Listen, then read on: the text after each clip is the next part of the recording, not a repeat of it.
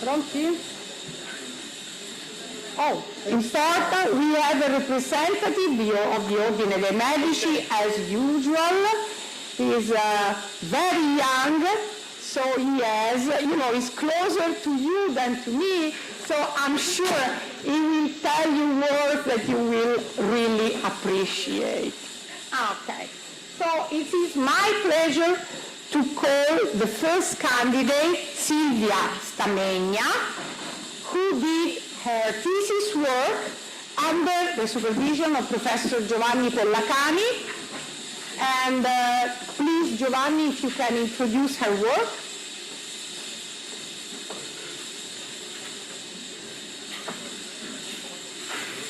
Thank you.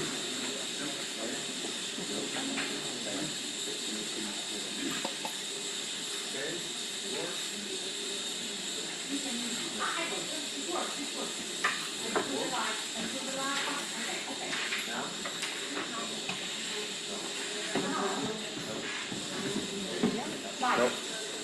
Let's go. Change. Let's change mic. Okay, this works. Perfect.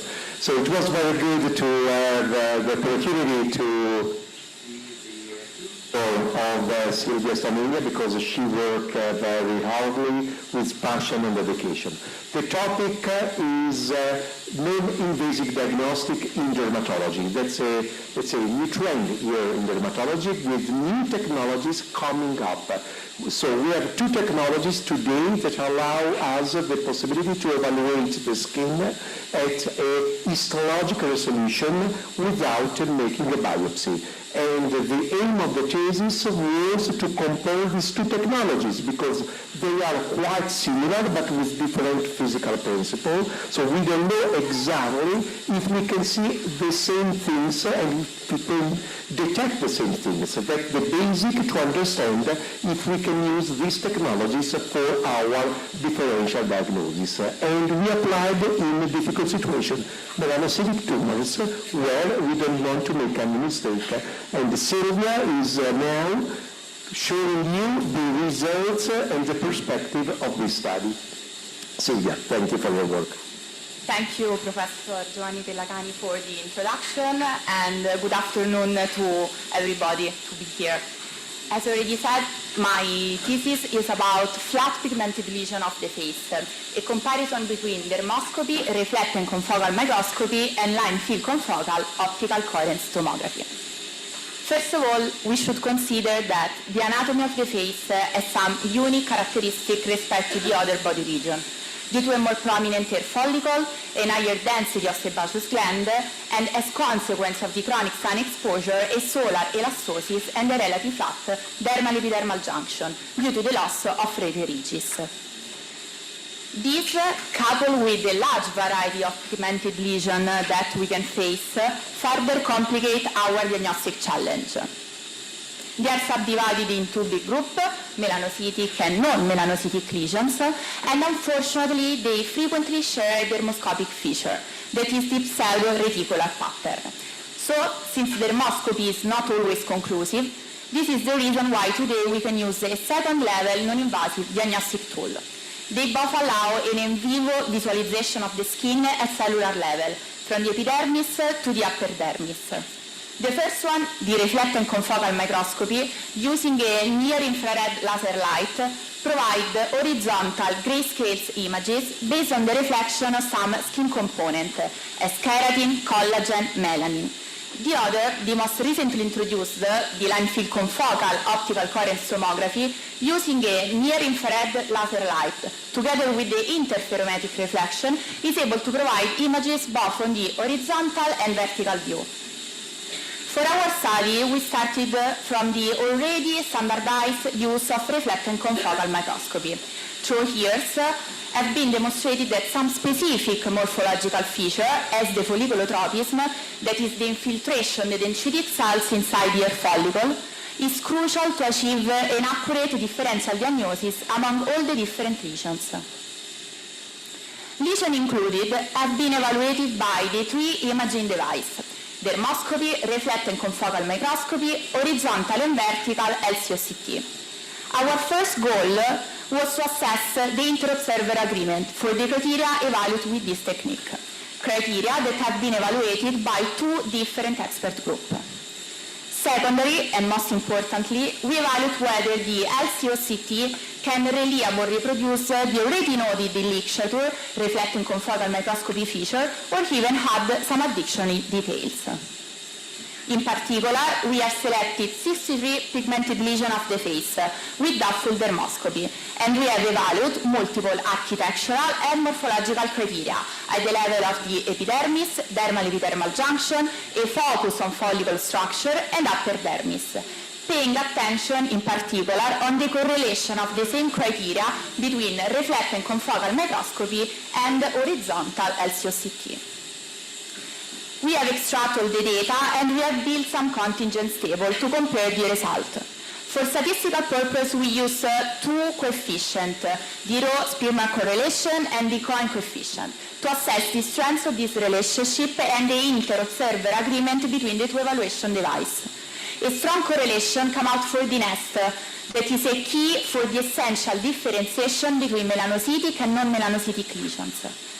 Similarly, strong results have been obtained for evident morphological features as the rampagetoid cells, clearly visualized by both the technique.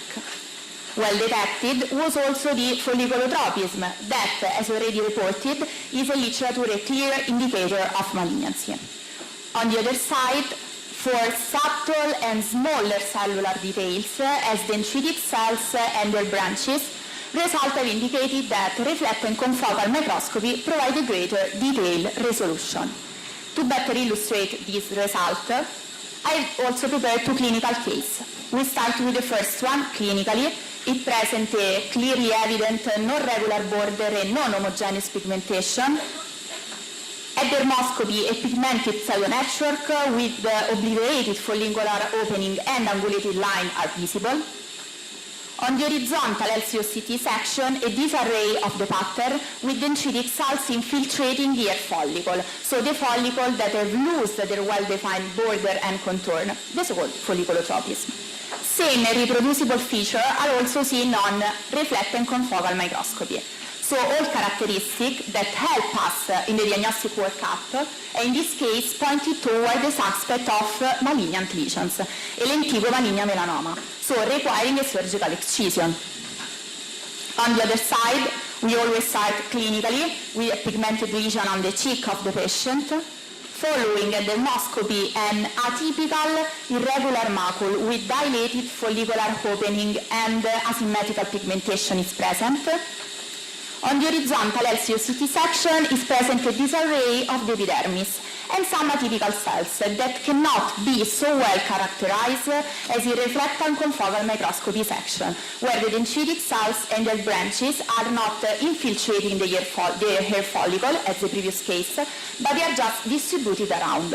So a detail that is essential for us for our differential diagnosis, and in this case pointed toward the benign lesions, a pigmented actinic keratosis, so without any need to carry out invasive procedure.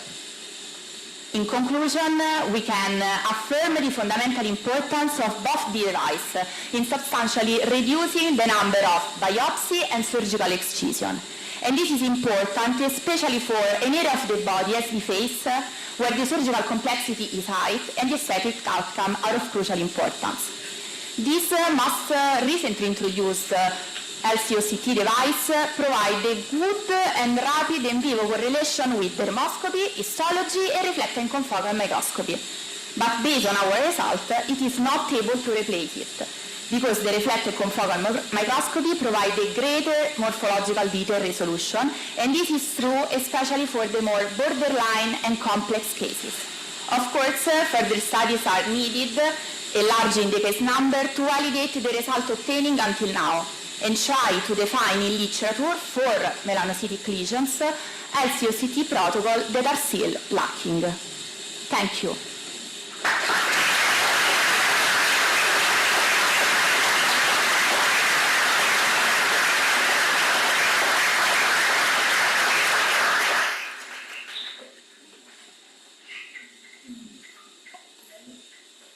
Thank you. Thank you for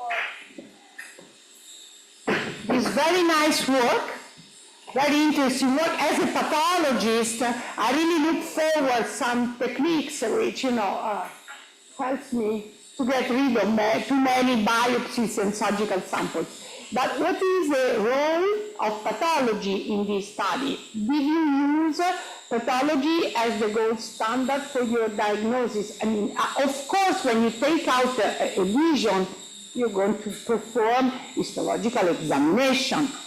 But when you don't take out the lesion, how do you manage? So, of course, the final report is always the histological examination.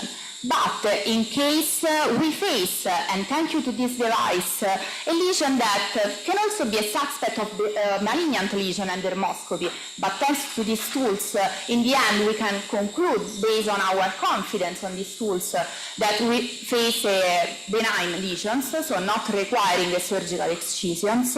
In this case, we base our major confidence on the reflecting confocal microscopy. Of course, also the LCOCT correlates very well, but is most recently introduced and of course require training. Both of the devices require training because they are similar to histology, even if they provide horizontal images, so it's required very important also work from the dermatologists in this case, always in collaboration with the pathologists that help us. And the characteristic of this tool is to enable a quick, rapid, and non-invasive follow-up for pigmented benign lesions. So there is some work still for pathologists. Anyways, good luck.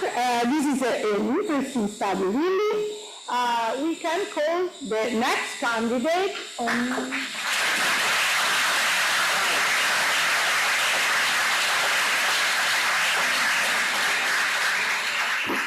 Next candidate is Camilla Segato.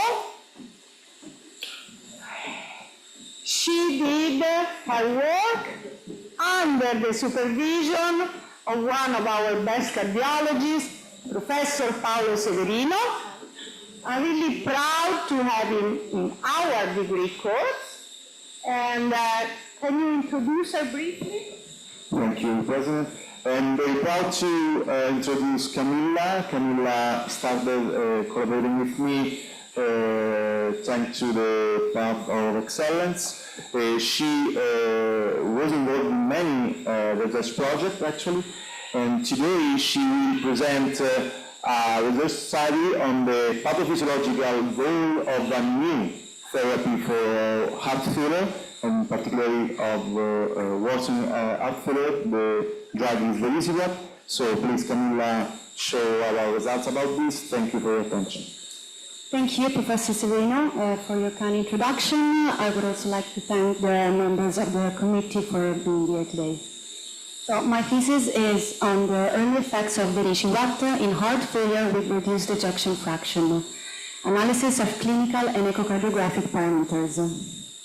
Heart failure with reduced ejection fraction represents a major clinical challenge due to its high prevalence, morbidity, and mortality, particularly among the elderly population.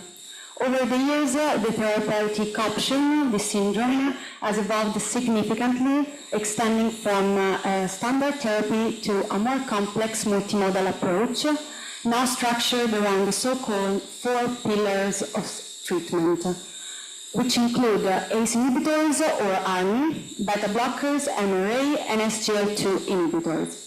However, despite this progress, there are still patients that experience clinical deterioration, leading to what is termed worsening heart failure.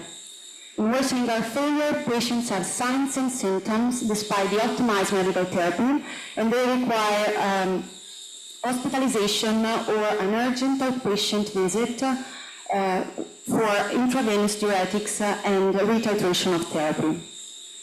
Moreover, this worsening population have a high residual risk of cardiovascular death and hospitalization for heart failure.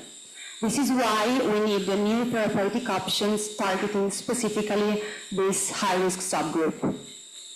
In this context, vericiguat is indicated in class 2B for patients with a reduced ejection fraction following a worsening event in a NIA class between 2 and 4 and already under optimized medical therapy. Vericiguat is a soluble guanylate cyclase stimulator that induces vasodilation and reduction in the peripheral vascular resistance. It acts independently of the level of nitric oxide, which is a novel mechanism compared to the other drugs on the market. The guidelines the indication in the guidelines of heart failure are mainly based on the results of this trial. The Victoria trial shows how vericiguat significantly reduces the composite primary outcome of cardiovascular death and hospitalization for heart failure. Based on this background, we design a single-center prospective observational study that aims at evaluating the early effects of vericiguat, monitoring the evolution of clinical, laboratory, and echocardiographic parameters over a period of 3 months after the introduction of the drug as an add-on to the 4 pillars treatment. We also want to investigate the pathophysiological effects of vericiguat in a real-life population. During enrollment, patients have to meet the following criteria: an ejection fraction lower than 45%, a worsening heart failure episode, a NIA class between 2 and 4, and they must be already under optimized medical therapy. We start vericiguat at 2.5 milligram, then we titrate it up to 10 milligram, which is the maximum dosage, according to patient's tolerability. The protocol includes a T0 baseline visit and a T1 follow-up visit after 3 months.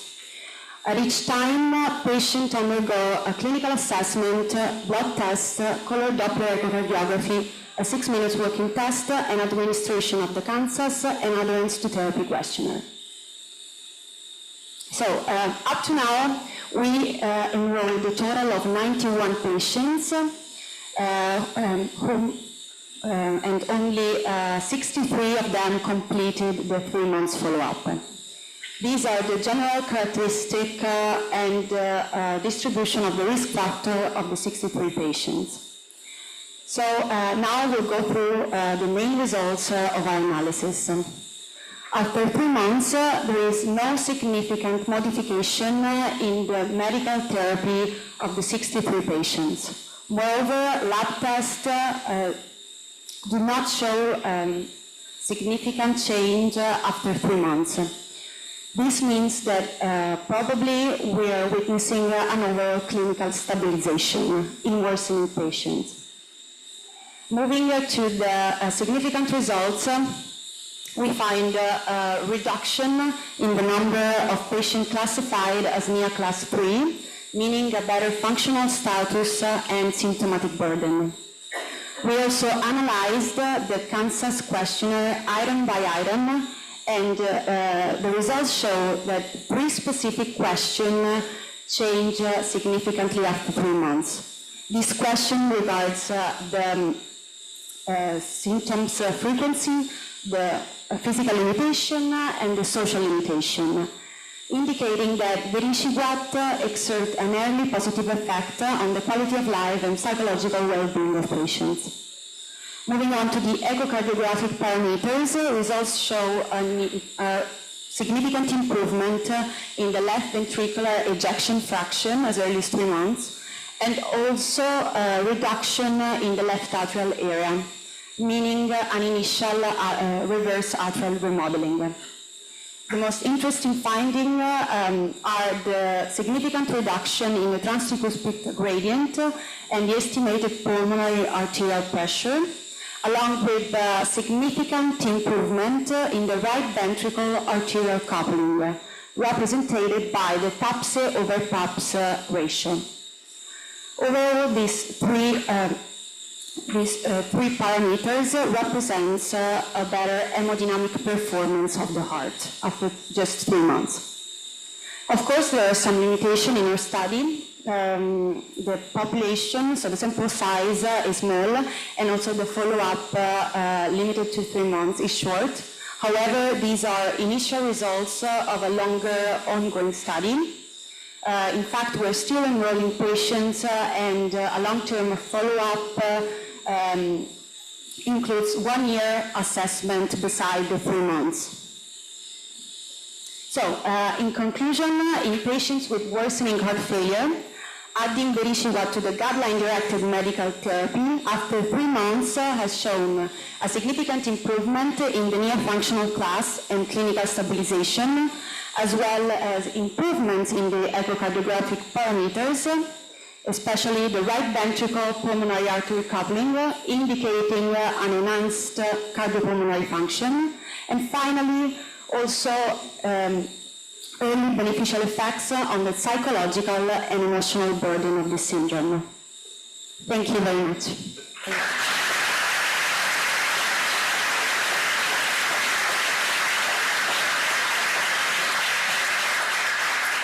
Thank you. This is an excellent work, and I hope you will go on with us. Since you were in the excellence path, Professor Maranghi, who knows you well, is going to ask you a question. Thanks for your work and the presentation. I would like to ask you a question. What are the most common side effects of the drugs? And I noticed that most of the population you enrolled were male patients. Do you know if there is any differences between male and females in the drug response?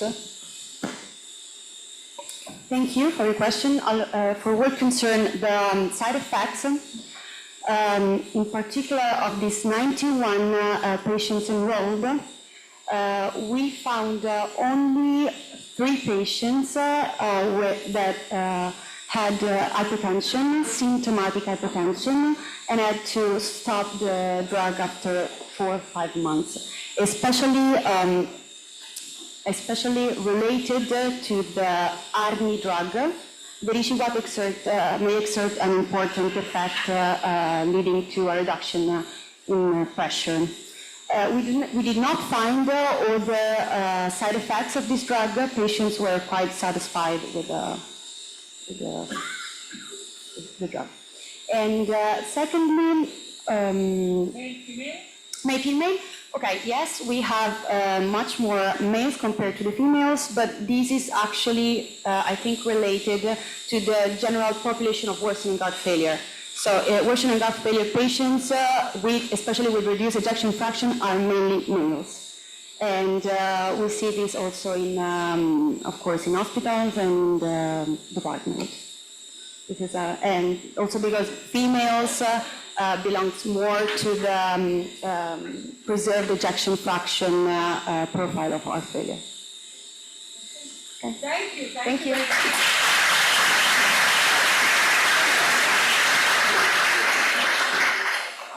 It's my pleasure to call Bianca Maria Boy.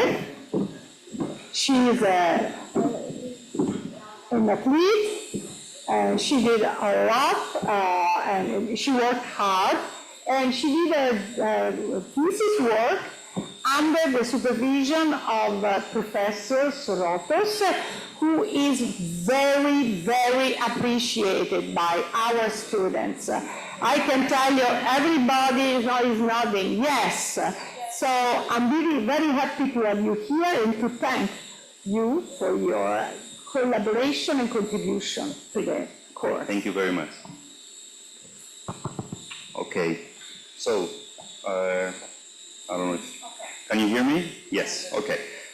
Yes, Bianca Maria is a great athlete. Actually, I hate her for that because she's faster than me in 10, 21, and 42 kilometers. So we should take this into consideration. Anyways, I'm really proud to present to you Bianca. She did great work with us, with her thesis, but what I enjoyed most from her is that her interest in plastic surgery. So immediately she was fascinated by breast reconstruction, and she followed a lot our clinic and our department and our surgeries. She was really interested in that. So she's going to present to you a very interesting study, analysis of 641 patients that had breast reconstruction and fat transfer. And she's going to analyze the variables influencing the liposuction success. Okay?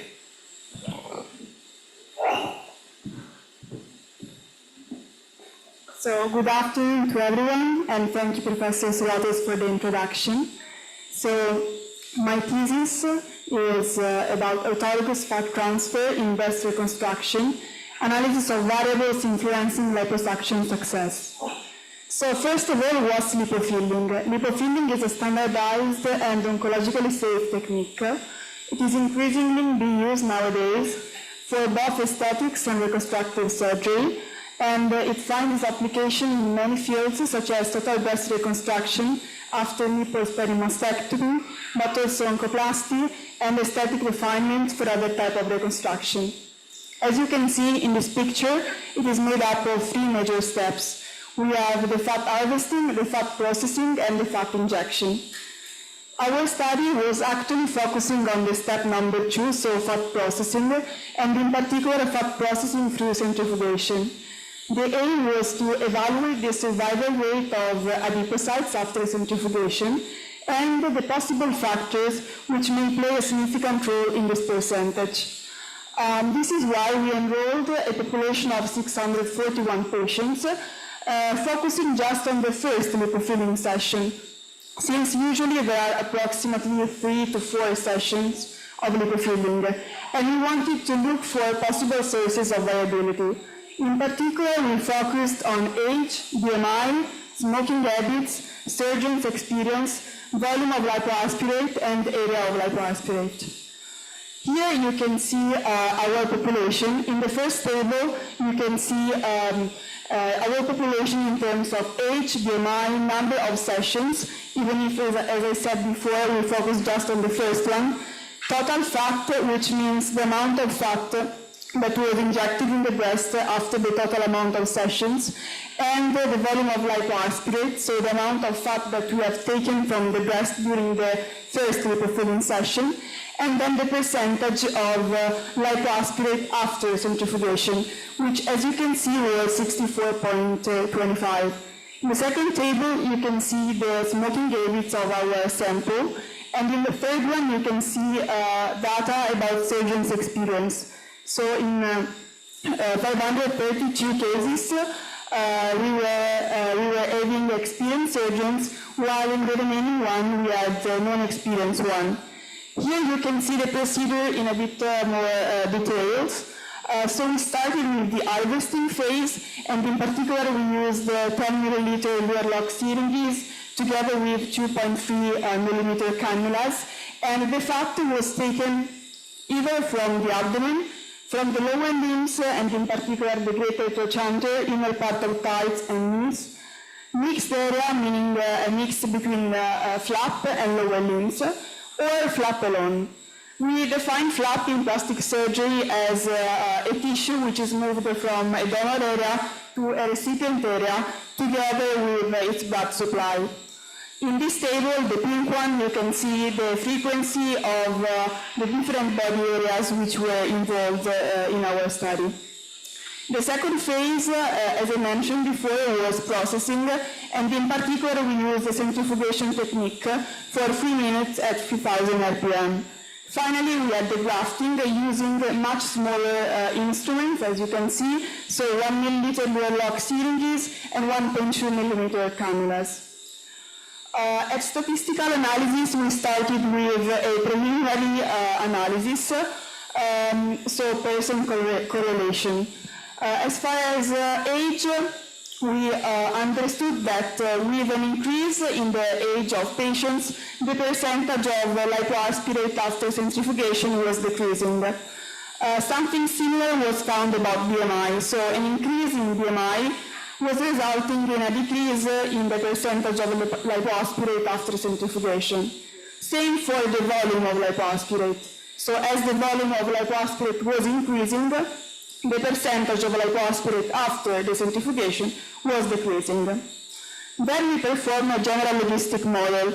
Thanks to this, we have a confirmation of the fitness of our model, but just 2 variables were actually confirmed to be statistically significant.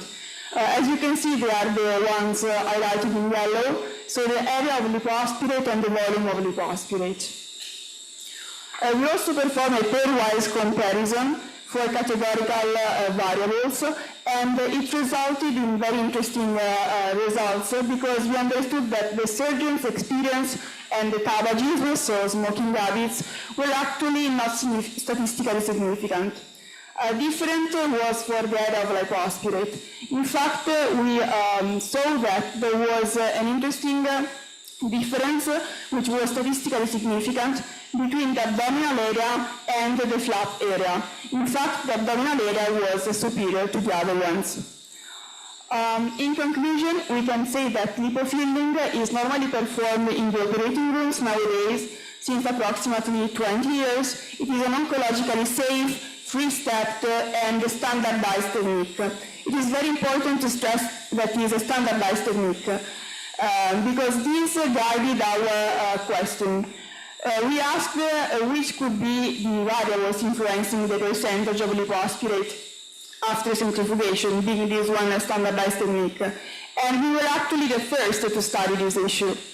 The results confirmed that the volume of lipoaspirate was statistically significant in a negative correlation with the percentage of lipoaspirate after centrifugation, and that the best area for taking the fat was the abdomen, which should be preferred in the absence of contraindication indeed.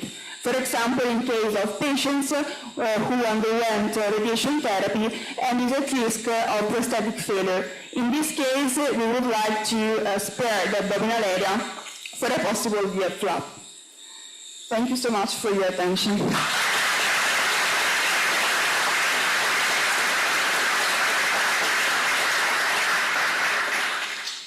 Congratulations for this work.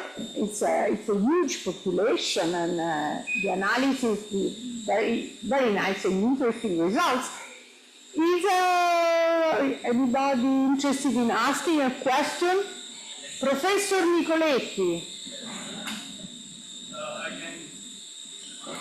Oh, no.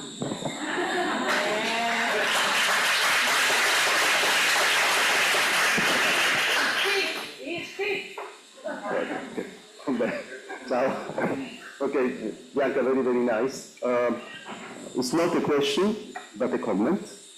Well, Giulia, you should know that Bianca Maria's grandfather, Dr. Francesco Della Valle, was the main supporter of neurobiology research in Italy 40 years ago. He has been the driver of my career when I was young, and Bianca Maria, Nonno Francesco would have been proud of you today. Thank you so much, Professor. Well, we are all proud of you. Really, if you have a Thank you. Thank you, Bianca Maria, for the nice study. The fact is different among the different tissues. What is the result in terms of lipofilling? Do you have any data about the success of the procedure creating different fat? Because the abdomen fat is different from the others, so we know that metabolically, at least, they are different. Are there any data about this? So indeed, we saw that probably the abdominal fat was the best one. And we also saw that with aging, the fat was changing. So indeed, also modification in the type of fat was an important variable. We would like, for example, to study furthermore this issue. For example, looking at possible chronic diseases, such as diabetes, which may play a role in the modification of the type and the quality of fat. Which was why, for example, with aging population, the quality of fat was increasing, and so the final result was indeed worse. We didn't have many results yet about the differences between other body areas. For the moment, we just know that the abdominal one was indeed the best one. Thank you very much.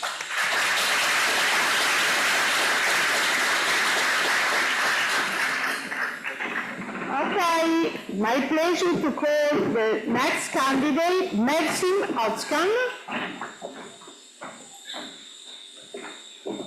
She did thesis work under the supervision of Professor Leopoldo Sfadea, an excellent ophthalmologist and the new course coordinator for sensory organs. Please, Leopoldo. Thank you, President. Sometimes glaucoma is not controlled by only medical therapy and therefore a surgery is required. Recently was introduced a new device, the pressure flow, to be able to reduce the complication, improving the results. The study was performed to analyze the results in particular eyes previously submitted to corneal transplantation. Thank you, everyone, and thank you, Professor Spadea. And I'll start now. My thesis focuses on corneal endothelial cell changes after pressure flow implant surgery in patients with open-angle glaucoma after keratoplasty. So firstly, we have to say that the viability of a corneal graft heavily relies on the endothelial cell reserve because these endothelial cells are very crucial for the corneal clarity, and also we have to be very careful with these post-keratoplasty patients in managing their intraocular pressures, since glaucoma, as Professor said, is one of the most common post-op complications in keratoplasty patients, and traditional glaucoma surgery techniques pose a risk of decompensating the graft by damaging the endothelial cells. Therefore, in our study, we observed the pressure flow microshunt, which is a small flexible tube positioned inside the eye to drain the fluid under the conjunctiva. And however, its safety in grafted eyes remains heavily under-investigated in current literature. Our study was a retrospective case series, and we studied 2 cases that had different types of keratoplasty. Our case 1 had a Deschamps stripping automated endothelial keratoplasty, and case 2 had a penetrating keratoplasty. As we can see in the image here, penetrating keratoplasty is a full thickness graft, while DS-key is only a lamellar graft. In both of our patients, the pressure flow was implanted via ab externo approach, and both patients had primary open-angle glaucoma. And the endothelial cell densities were measured at 6 different time points by specular microscopy, and endothelial cell loss was calculated as % loss from the baseline. To start with the first case, we have a 69-year-old female patient who had her keratoplasty in January 2024 for Fuchs corneal dystrophy, and later in April 2024, she underwent the pressure flow intervention. As we can see here, calculated her endothelial cell loss was calculated to be 5.5, and her graft remained clear post-op with no complications. Here we have our case 2, which was a 64-year-old male. He had his penetrating keratoplasty in 1988, so a much older graft, and followed by the pressure flow microshunt in March 2024. His pre-op intraocular pressures were uncontrolled, and he actually showed a mild decompensation before the pressure flow was implanted. Cataract surgery was also performed 1 month after the pressure flow implant, and his total endothelial cell loss was calculated to be 12.9% from the baseline, and graft remained borderline post-operatively with mild edema mid-follow-up. Here we have the results of the endothelial cell densities listed for the 6 different time points. Both eyes overall showed good intraocular pressure control without hypotonia or major complications or major decompensation. However, here in this graph, we can see in a more linear depiction to comment on the trends better, we can see the limit of 800 cells per millimeter squared as the decompensation threshold for the cornea. And we can see in our case 1 that we maintained a stable endothelial cell density throughout the follow-ups. However, case 2 showed a much irregular trend with significant midterm drop related possibly to the cataract surgery that corresponds to the timing of the drop of the endothelial cell densities. And to conclude, we can say that the PRESERFLO microshunt is a good technique to control intraocular pressure in these surgically complex patients. However, we have to make sure that the endothelial cell reserve is resilient and sufficient enough to implant it to begin with. And we can also conclude possibly that the lamellar grafts actually show a better endothelial resilience, while full thickness and older grafts pose more of a risk of endothelial cell loss. And the limitations of our study is, of course, since it's a case series, we had a very small sample size, so we didn't do any statistical analysis. It was just a descriptive comparison. And image quality at times was limited due to the surgical and clinical complexity of case 2. And we cannot possibly isolate the effects of PRESERFLO from prior or concurrent surgeries. Thank you for your attention.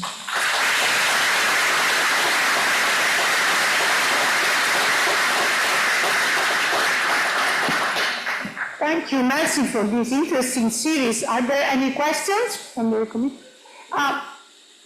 Totally ignorant. It is a very selected population. How often do you encounter this kind of patients in your practice? And is in your practice, and is this technique designed for this patient, or is an application of, technique with general? Huh? It's actually a type of a minimally invasive glaucoma surgery. There are also other devices that could be used, but PRESERFLO could pose a good option for these specific surgically complex historical patients, because they're already under a lot of risk by the cumulative stress that they have had on their endothelial cells. So PRESERFLO is a good approach because classic traditional surgical techniques for glaucoma are much more invasive. So this is why we had the PRESERFLO in these 2 patients. And it is, I would say, I don't know if it's that common, but glaucoma as a post-op for keratoplasty is very common because of the meds that they use after the transplant, like the steroids and everything that exacerbates the intraocular pressure and make it very high post-op. So yeah, this is why we had these 2 patients in our clinic. Thank you.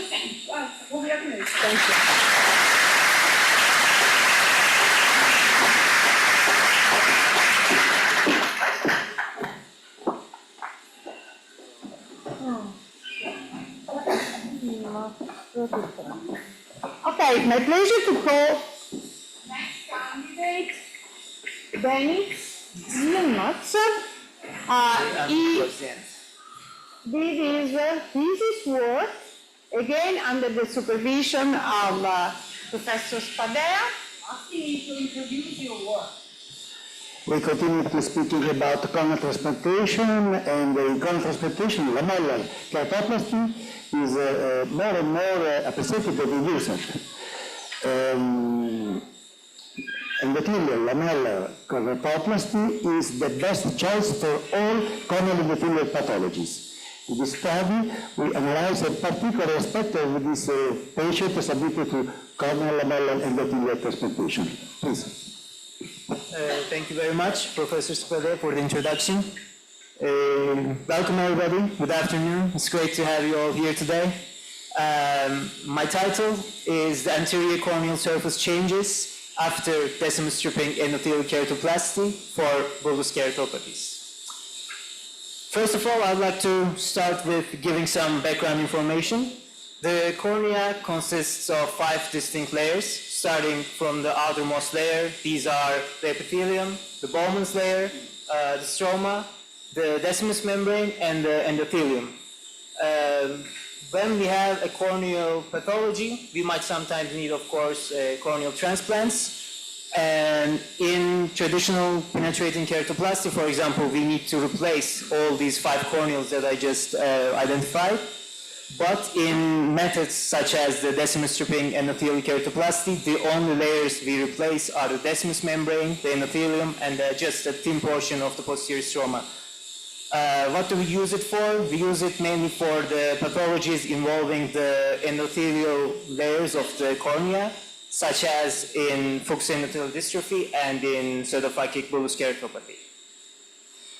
The purpose of our study was to evaluate the anterior surface changes and higher order aberrations, which may eventually impact the postoperative visual quality in patients with bullous keratopathy undergoing the decimus stripping endothelial keratoplasty.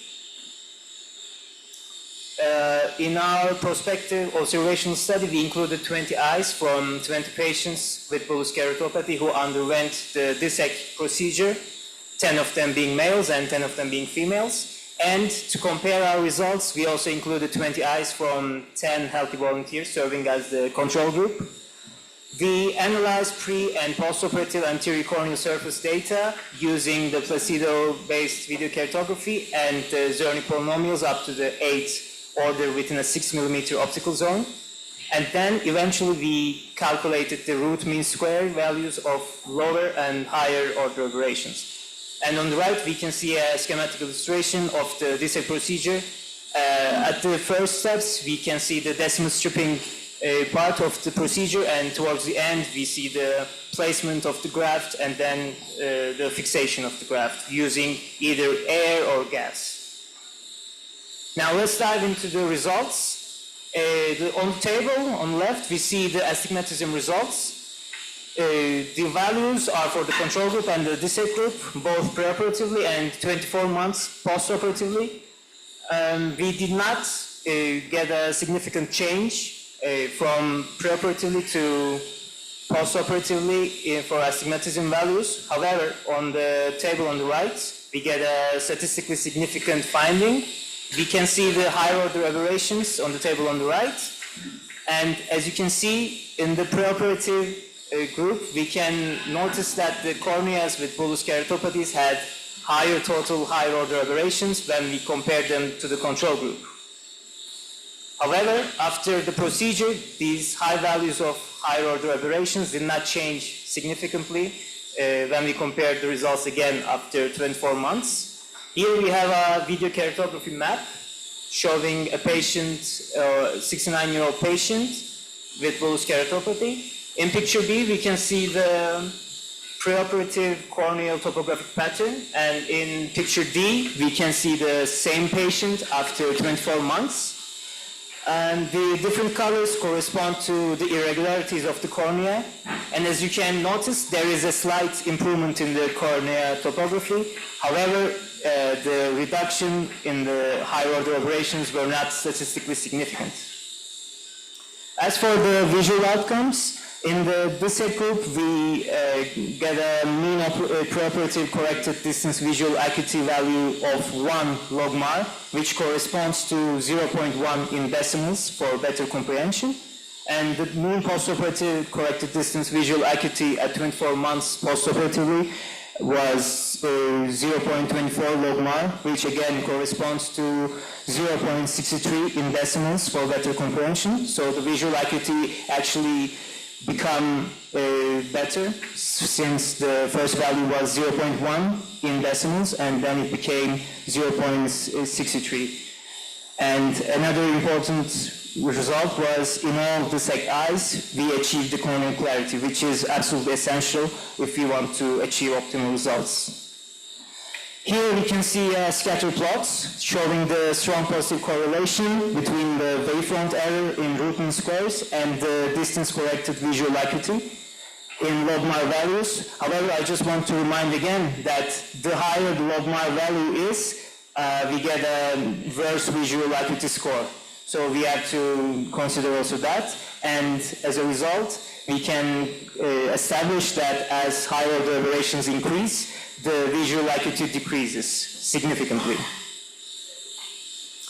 So last conclusions, postoperative visual acuity correlated with irregularity of the anterior corneal surface, and considering this finding is absolutely essential in order to set realistic postoperative expectations, both for patients and for physicians. Additionally, corneal anterior high-order aberrations were higher in patients with bullous keratopathy than compared to the controls, and they tend to remain higher through 24 months after the DSEC procedure, contributing to the suboptimal visual results. And finally, in addition to corneal transparency, which DSEC restores effectively, regularity of the corneal anterior surface remains an important factor in visual acuity after DSEC. Thank you all very much for your attention.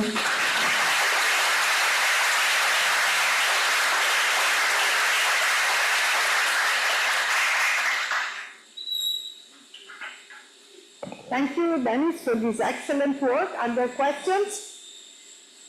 Okay. Silly question.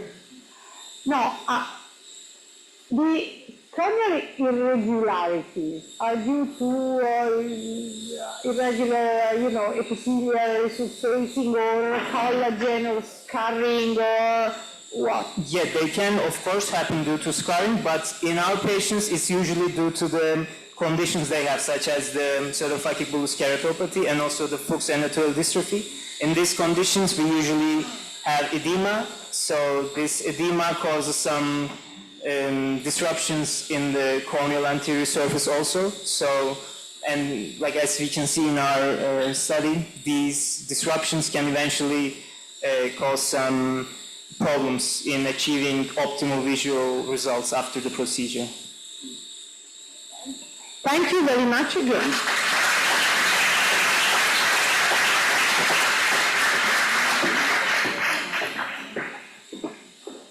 Okay, it is now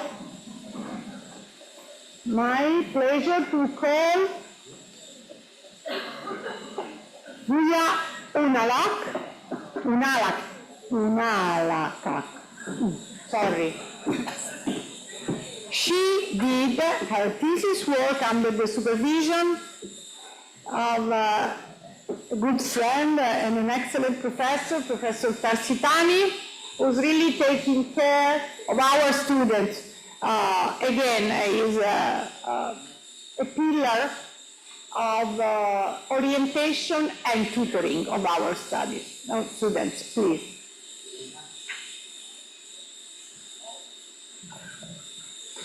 Thank you very much, President, and good afternoon, everybody.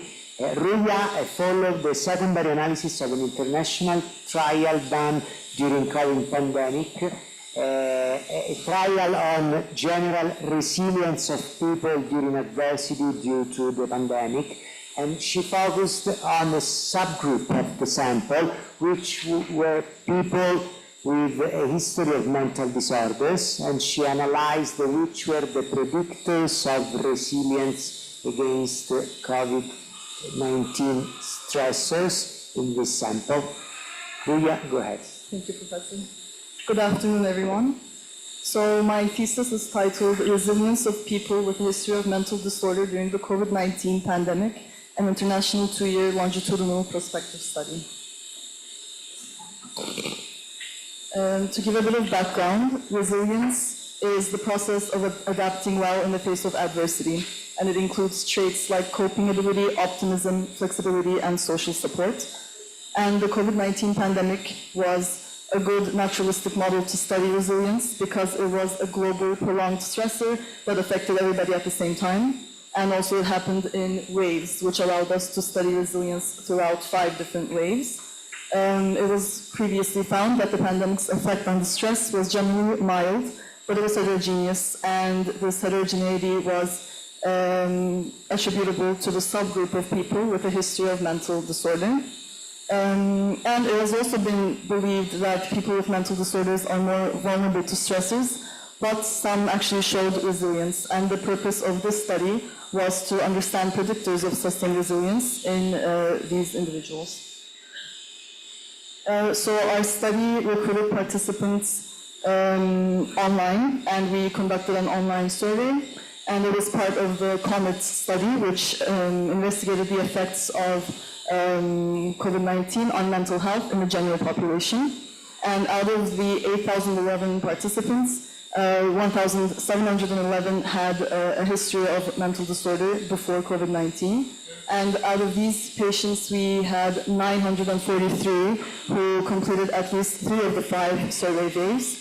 And once we excluded 75 of them who didn't report all the data, we had a final sample of 868 participants that we used in the analysis.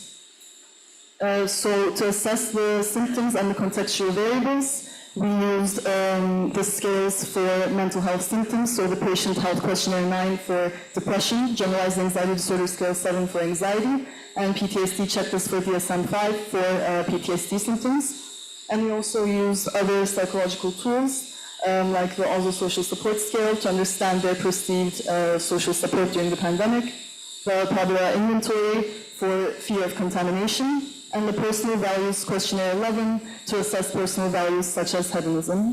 And we also took demographic data like age, gender, education, employment status, but also household size, income changes, basic needs, COVID-19 exposure, and loneliness. So for the analysis, we used a reverse-stereo latent transition model, which allowed us to see which participants remained in the same group from wave to wave and which changed from group to group. So we had vulnerable, intermediate, and resilient patients, and we found that some of these patients remained in the resilient group throughout the 5 waves of the pandemic, which we classified as the sustained resilient group. These show how people changed from wave 1 to wave 5, and we found that about 25% of them stayed resilient across all 5 waves. So after our analysis, we found that there were positive predictors which increased the odds of resilience, which we found to be older age, more household members, continued employment, and higher social support.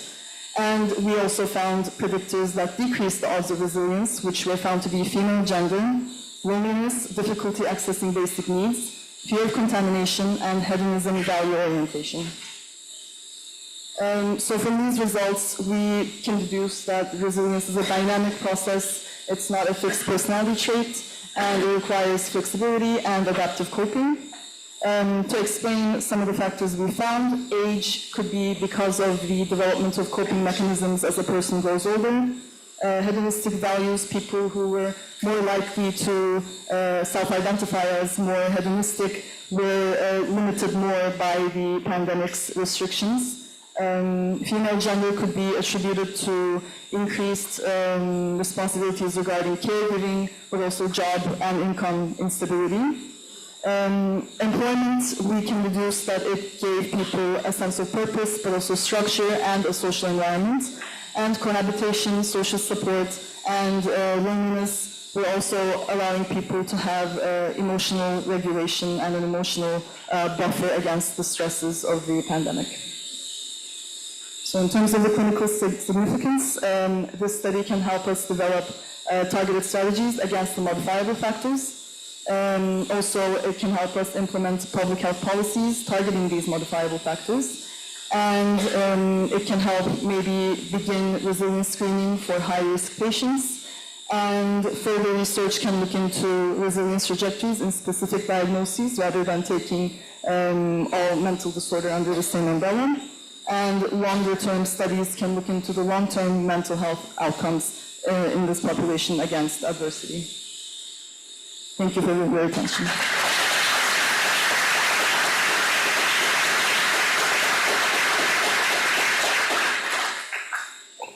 Thank you, very nice work. Are there questions from the committee? Oh, Professor Baranghi. Thank you for the very nice work. Have you any data about other comorbidities of these subjects, like chronic diseases or? A percentage of these patients did have also medical comorbidities. I believe it was about 10 to 15% from what I remember. but this study didn't specifically look into the effect of medical comorbidities. We did identify a subgroup with medical comorbidities as well, but I guess that's more for further research. Thank you very much.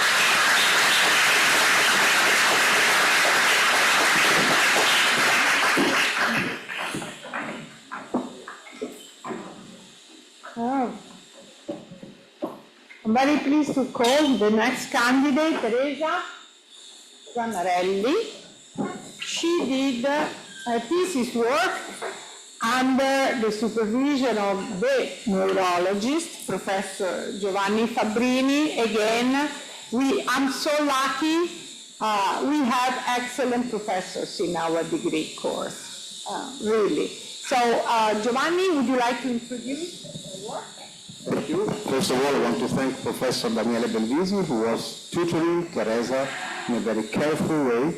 Teresa did a very nice work. Here in neurology, we are seeing many conditions, many disorders, which are similar, but they have different progression, different trajectories. So we are trying to understand what's really changing trajectories of the disease, and we are focusing on fragility, frailty, which appears to be very interesting. And Teresa has done a very nice work in a particular condition. This is the first work on frailty in dystonia ever done in the world. Thank you, Professor Fabbrini, for introducing me. And good morning, everyone. Good afternoon, everyone. And thank you for being here today. I'm going to discuss my thesis about a cross-sectional study we conducted on the role of frailty in adult onset focal dystonia.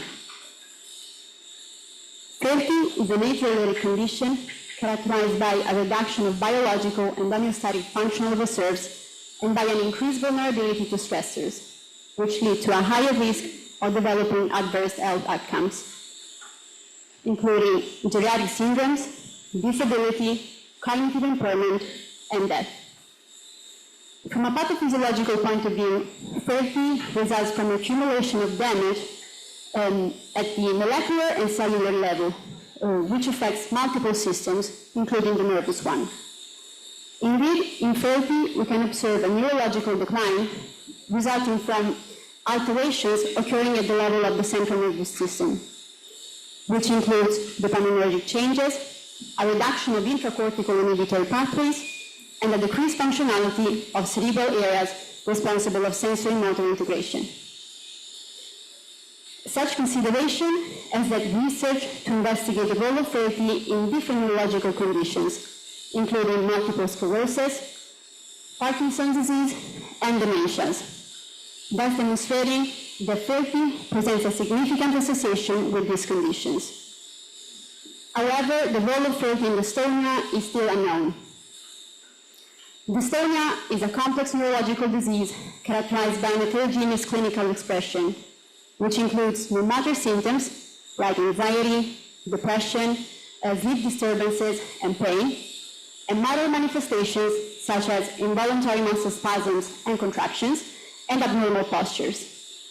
This can affect a single body compartment, as in the case of focal forms, which are typically treated with botulinum toxin injection, and focal forms can then be in turn subclassified into different subtypes according to the specific body compartment involved. Or it can affect several body compartments simultaneously, up to affecting the entire body, as in the case of generalized forms. The pathophysiology of dystonia has seen several changes throughout time. In the past, basal ganglia alterations were considered to be the main actors in the development of this complex condition, while nowadays the emerging idea of a network disorder involving abnormal interactions between different cerebral structures and accompanied by dopaminergic changes is more accepted. As mentioned, the role of frailty in dystonia is, however, still unknown. For this reason, our aim for this thesis was to explore the impact of frailty on the clinical manifestations, specifically of adult onset focal dystonia, and to validate the use of a frailty index in this setting. For this cross-sectional study, we gathered 74 adult onset focal dystonia patients and 79 sex and age-matched healthy controls. Clinical data were instead collected by utilizing motor symptom scales and non-motor symptom scales, while Frailty was instead measured by utilizing a modified version of a Frailty index which excluded dystonia-specific items. For the design of our Frailty index, we utilized 41 multidimensional deficits. 1 point was assigned to the presence of each deficit, and results were eventually calculated by performing a ratio between the present deficits over the 41 total items. This resulted in the observation that adult onset focal dystonia patients presented a significantly higher Frailty index score with respect to sex and age-matched healthy controls. Moreover, we observed a significant positive correlation between the Frailty index score and age, which is in line with the clinical metric properties of the Frailty index. More specifically, within the dystonic population, we observed a significant association between the Frailty index and global dystonia severity, and other non-motor symptom scales describing sleep disturbances, anxiety, depression, and perceived disability. Even more specifically, within the cervical dystonia population, we observed a significant association between Frailty index and motor symptom scales. This led to the conclusion that not only adult onset focal dystonia patients have a higher Frailty index compared to age and sex-matched healthy controls, but also Frailty properly influences adult onset focal dystonia clinical expression, both in terms of motor and non-motor clinical manifestations. A possible explanation to that rely on the fact that, as mentioned, Frailty pathophysiology involves several alterations occurring both at the systemic and at the neurological level, which may have a role in the modulation of dystonia's pathophysiology itself.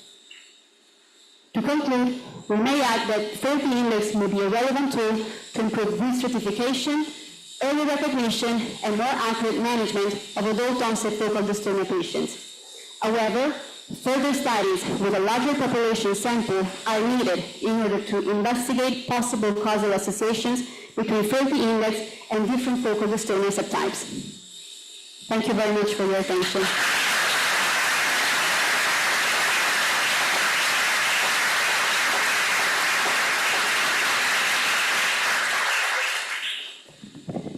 Thank you, Teresa. Very nice work. Do you other questions from the committee? This is an important parameter. We don't really, perhaps, I'm a pathologist, it's not my field, but it's not taken in consideration very often. But I'm curious to know, do you modify your Frailty index for each different type of patient? And are there described modifications, or you do it by yourself and then you need to validate somehow this modification? Well, the Frailty index is not modified according to the specific patient, but it is indeed modified according to the specific condition. This is important because, and we performed it to reduce bias, because there are some symptoms that may be proper of the condition we are considering. For example, in this case, we didn't utilize psychiatric manifestations like anxiety and depression, for example, or sleep disturbances as part of the Frailty index. So we utilize multidimensional deficits, which are frequently similarly utilized depending on the condition, but we excluded what was part of the dystonia itself, because this would have created an immense bias. So, and this is something important, and we really focused on that. Thank you very much again.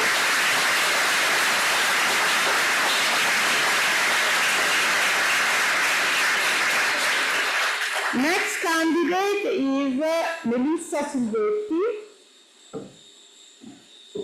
Welcome. She did again her thesis work under the supervision of Professor Fabbrini. Okay, let me thank again Professor Bervisi for his perfect tutoring of Melissa. Dystonia is really an interesting condition, quite severe in terms of quality of life and disability, but there are still many unknown situations. We still don't know in many instances the cause of the disease. There have been several scattered studies in approaching the risk factors for some types of dystonia, but no studies have simultaneously studied several risk and protective factors for the condition. Melissa has done a very tough work, very precise, with a very complex questionnaire, a lot of time spent to try to understand risk factors for this very particular condition. Thank you very much, Professor Fabbrini. Good afternoon to everyone, and thank you for being here. As mentioned by the professor, I'm going to present my thesis on our case control study for the potential risk and protective factors for the development of adult-onset idiopathic dystonia. Dystonia is a heterogeneous group of hyperkinetic movement disorders characterized by involuntary muscle contractions, which lead to abnormal movements or postures. These can be classified based on their bodily distribution, so we can recognize generalized forms of dystonia, segmental forms, and finally the most common focal forms. In turn, focal forms of dystonia can be subdivided based on the body area affected. For instance, we have cervical dystonia and blepharospasm, which are the most common clinical entities, but also oromandibular dystonia, laryngeal dystonia, dystonia affecting the limbs, and so on. Dystonia is believed to have a multifactorial etiology related to the interplay of both genetic and environmental factors. These factors have a different weight on the development of different dystonic entities. For instance, early onset dystonias are mostly associated with genetic mutations, the most common one affecting the torsin gene.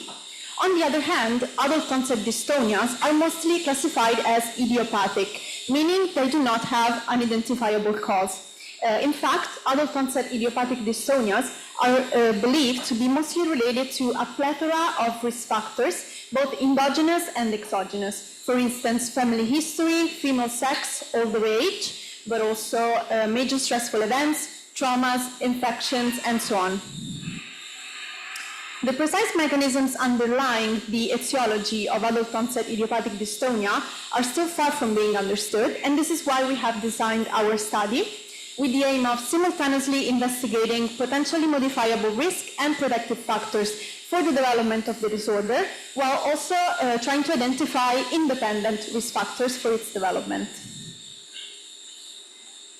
Our study comprised 166 cases, so patients with a clinical diagnosis of adult-onset idiopathic dystonia after the exclusion of monogenic or secondary forms of the disorder, and it also comprised 135 healthy controls, mostly non-consanguineous. After a systematic literature review, we redacted a questionnaire on potential risk and protective factors for adult-onset idiopathic dystonia.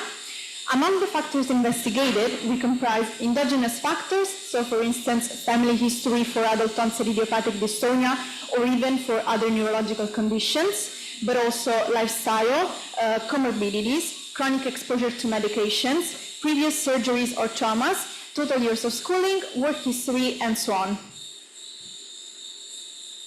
Descriptive analysis found our sample of patients to be older than healthy controls, with a mean age of 68 and a standard deviation of 12. Moreover, they received fewer years in education. The vast majority of our sample was female, and the most prominent clinical entities were cervical dystonia and blepharospasm. So these results were in line with current epidemiological data.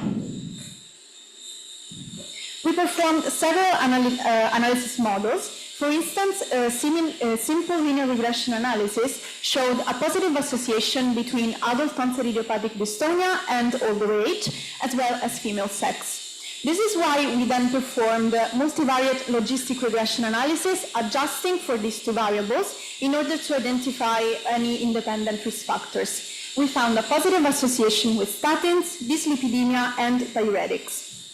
Finally, due to a perfect separation of data, we performed contingency analysis for family history for adult-onset idiopathic dystonia and chronic exposure to neuroleptics. These two data were only present in our cases, not in our healthy controls, and they were both found to be positively associated with the development of adult-onset idiopathic dystonia.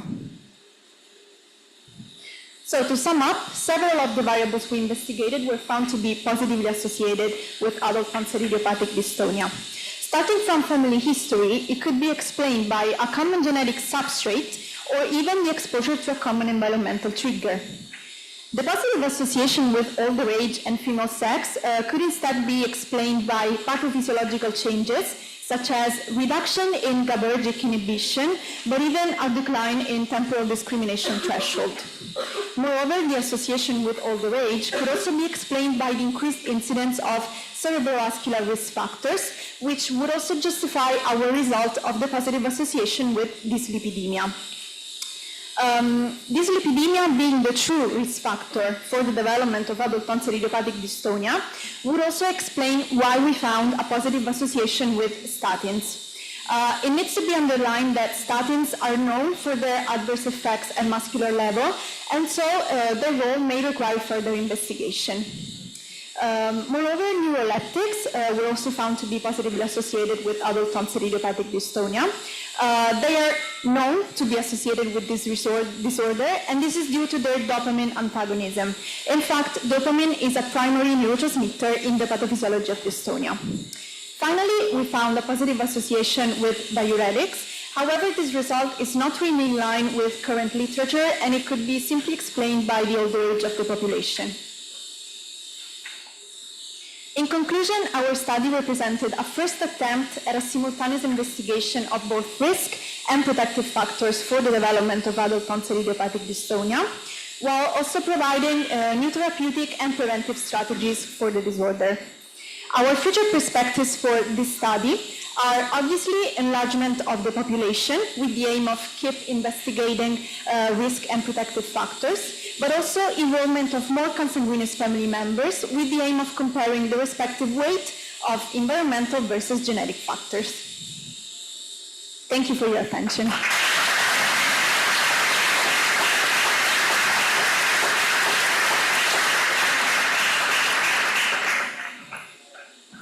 Thank you, Melissa, for this very nice work. It took a lot of time, but it was not a waste of time, I can say. Is anybody has a curiosity? How are you going to use this tool? On which population? Like patient with a family history, or I mean, it's something which cannot be applied to the overall population. So how do you select the patients in which you are interested to know, to predict the development of the disease? Thank you, Professor Damati, for your question. So obviously, our study is still trying to identify any possible risk factors. So at the moment, it's still difficult to decide which population we can apply these tools to.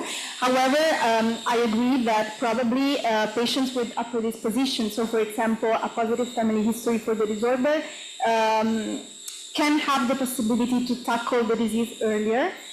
Moreover, we can also apply this tool to patients with a clinical diagnosis of the disorder, so not only as a preventive strategy, but also as a therapeutic strategy with the aim of eliminating any potential risk factors that may worsen the condition. Thank you very much. Thank you.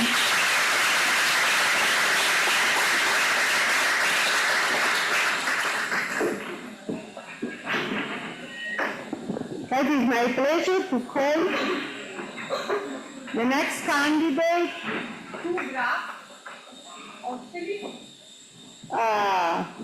He did help a lot as a tutor. It was very, very much involved in our course activities. He was lucky enough to make his thesis work under the supervision of Professor Giorgio Franco, one of our, again, too many best professors in this course. Thank you, President. You are an emulator. So, good afternoon to everybody, ladies and gentlemen, colleagues, President and Vice President. It's my great pleasure to introduce the candidate, who will present a very interesting study. To my knowledge, this is the first study on this comparison, which actually compares different hemostatic agents after partial nephrectomy. Nowadays, most of the kidney tumors are treated by us with a robotic operation. We do not remove anymore the kidney, but we just remove the tumor. And this, of course, exposed to some higher risk of bleeding. And to this aim, the study tried to compare three different hemostatic agents to see which one of the three is best for achieving a good hemostasis. Please. Thank you, Professor Franco, and I hereby salute the committee. And I would like to also extend a warm welcome to all of our audience. Today I will be presenting my thesis titled Retrospective Comparison of Hemostatic Agents in Robotic Partial Nephrectomy. As the great Professor Franco introduced to us, nowadays we perform a lot of kidney surgery, especially for kidney tumors, using the Da Vinci surgical system, of which a representative image you can view here. Currently, actually, both the European Association of Urology and the American Urological Association guidelines recommend the use of robot-assisted partial nephrectomy, or RAPN, for localized tumors. And as we have also introduced a bit, hemostasis in RAPN is one of the paramount factors that we have to pay attention to throughout the surgery, because consider this, our main view of the surgical field, which in itself is quite small in robotic surgery, mainly comes from a camera attached to one of the robotic arms which we introduce into the patient. This means that any amount of bleeding, no matter how small, can compromise the surgical field, extend operative time, even necessitate blood transfusions if you cannot manage it on time. And this all will increase the risk of complications and in turn affect renal repair outcomes. Several hemostatic agents have been developed over the years, but the three that we have examined within our study are FlowSeal, TacoSeal, and the pearl of our study, the homologous five-ring rule called Vivostat. So the safety and efficacy of both TacoSeal and FlowSeal have been previously described for patients undergoing laparoscopic and robot-assisted partial nephrectomy. However, literature is quite lacking on the use of homologous five-ring glue within this setting. So our study not only aimed to investigate the role of this hemostatic agent in robot-assisted partial nephrectomy, but also to compare its safety and efficacy to well-established commercial agents through 5 different measures. These are blood loss, renal function preservation, operative time, length of stay, and postoperative complications. Our study is based on patient data collected from electronic medical records between February 2023 and April 2025. Out of the 62 patients who underwent RAPN within this time period, we included 35 in our final analysis, based on our exclusion criteria of histology-proven benign tumors, hemostatic agents other than 3 used for the study, high comorbidity burden, which is measured with high Charleston comorbidity index, and also high tumor complexity, which is measured using Padua and renal scores. In our final analysis, out of the 35 patients, 6 belong to the five-ring glue group, 12 belong to the FlowSeal group, and 17 belong to the TacoSeal group. Based on demographic variables such as age, sex, comorbidity burden, and BMI were broadly comparable across the 3 groups. The reason why this information is vital is that any effect that we observed throughout the duration of the study was not due to patient-related factors, but due to the performance of the hemostatic agents themselves. And it's not included on this table, but I would like to really emphasize one more point. The Padua scores, which are a measure of renal tumor complexity, were broadly comparable across the three groups, with 7.3 in fibrin glue, 7.46 in flow seal, and 7.17 in tacocil. And the p-value for pairwise comparisons was not statistically significant. So the key comparisons. Hemoglobin drop is a measure of blood loss. EGFR decrease is a measure of postoperative renal function. And also hemostatic agents are not only to mitigate the risks, but also to shorten operative times, which in turn in the public health system decreases costs. We found that all three agents performed similarly, while two outcomes were statistically significant. These were the length of stay, which was uniformly 3 days in all of the patients in the fibrin glue group, compared to 4 days in flow seal and tacocil, and also the complications, which as you can see is 0 in the fibrin glue group. And there is also another outcome that we have identified throughout the course of the study. Theoretically, all three of these agents should be suitable for sutureless RAPN, which means that after cauterizing with the bipolar forceps, we need not put any sutures to achieve hemostasis. However, we saw that flow seal was often challenging to achieve this goal on its own, while tacocil and more importantly, our fibrin glue was more suitable for standalone use. What we can infer from these findings is that all three agents were non-inferior or non-superior to one another, while notable differences were observed in length of stay and rate of complications. This is to say that homologous fibrin glue performs similarly to commercial agents, and it may provide additional benefits such as shorter hospital stays, fewer complications, and suitability for standalone use. But unfortunately, our study was not without its limitations. Perhaps the most obvious one is the small sample size, particularly the homologous fibrin glue group. But this is due to, well, partly due to funding reasons and partly due to the fact that this is a preliminary study and we're trying to understand the effects of this homologous fibrin glue. Other limitations included the fact that this study is a single-center retrospectively designed preliminary study, which means that it may have been influenced by selection bias. There was no randomization, and the postoperative follow-up was limited to 4 days. So to draw robust conclusions about the long-term safety profile, we need, of course, to follow up the patients for longer. In conclusion, we can say that fibrin glue in our study, the Vivostat system, performed comparatively to established commercial agents tacocil and flow seal in control of bleeding and renal function preservation, and there was a statistically significant reduction in hospital stay and no observed complications in this group. And it also demonstrated feasibility of standalone use after adequate cauterization.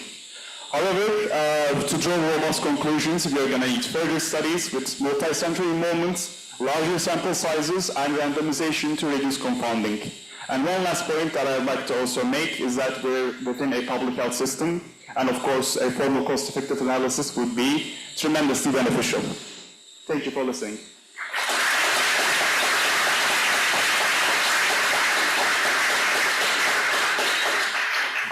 Thank you, Tugra, for a very nice study. Do you have questions for Tugra? I just wonder, how were the hemostatic agents selected in your exercise? You got different groups. Yes. And there was a reason for selection of one versus the other in the beginning, or it's kind of casual? Thank you for your question, Professor. I mean, it is, to be honest, a bit of both, actually, because selection of hemostatic agents is, of course, something that we have to perform well before the surgery. But in the end, for our study, from our cohort, out of the 62 patients, we saw that for greater comorbidity burdens and greaterly complex tumors, unfortunately, fibrin glue was not utilized. And I guess also in addition, after a certain complexity, but beyond a certain complexity, these agents are sometimes used in tandem, like we can use, for example, tacocil plus flow seal, or other combinations, which basically made which would actually complicate this comparison, so that's why we went with these three. Okay. Yes. Just add a short comment, because actually this was a preliminary study on the validity of this new hemostatic agent, which we are pilot in experimenting with the cooperation of our hematologist. And so this is the fibrin wheel, just to show that this is a good hemostatic agent that compares very well with the ordinary ones that the polyclinical normally is giving to us. So this is something more that actually it's working very well. So we are very happy with it. Thank you. Thank you.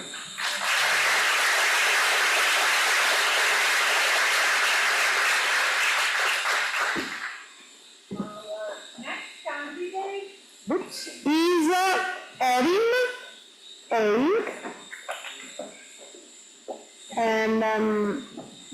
and he did his thesis work under the supervision of our professor in Orthopedics, Stefano Gumina, devo usare questo, and I'm sure it was an excellent work.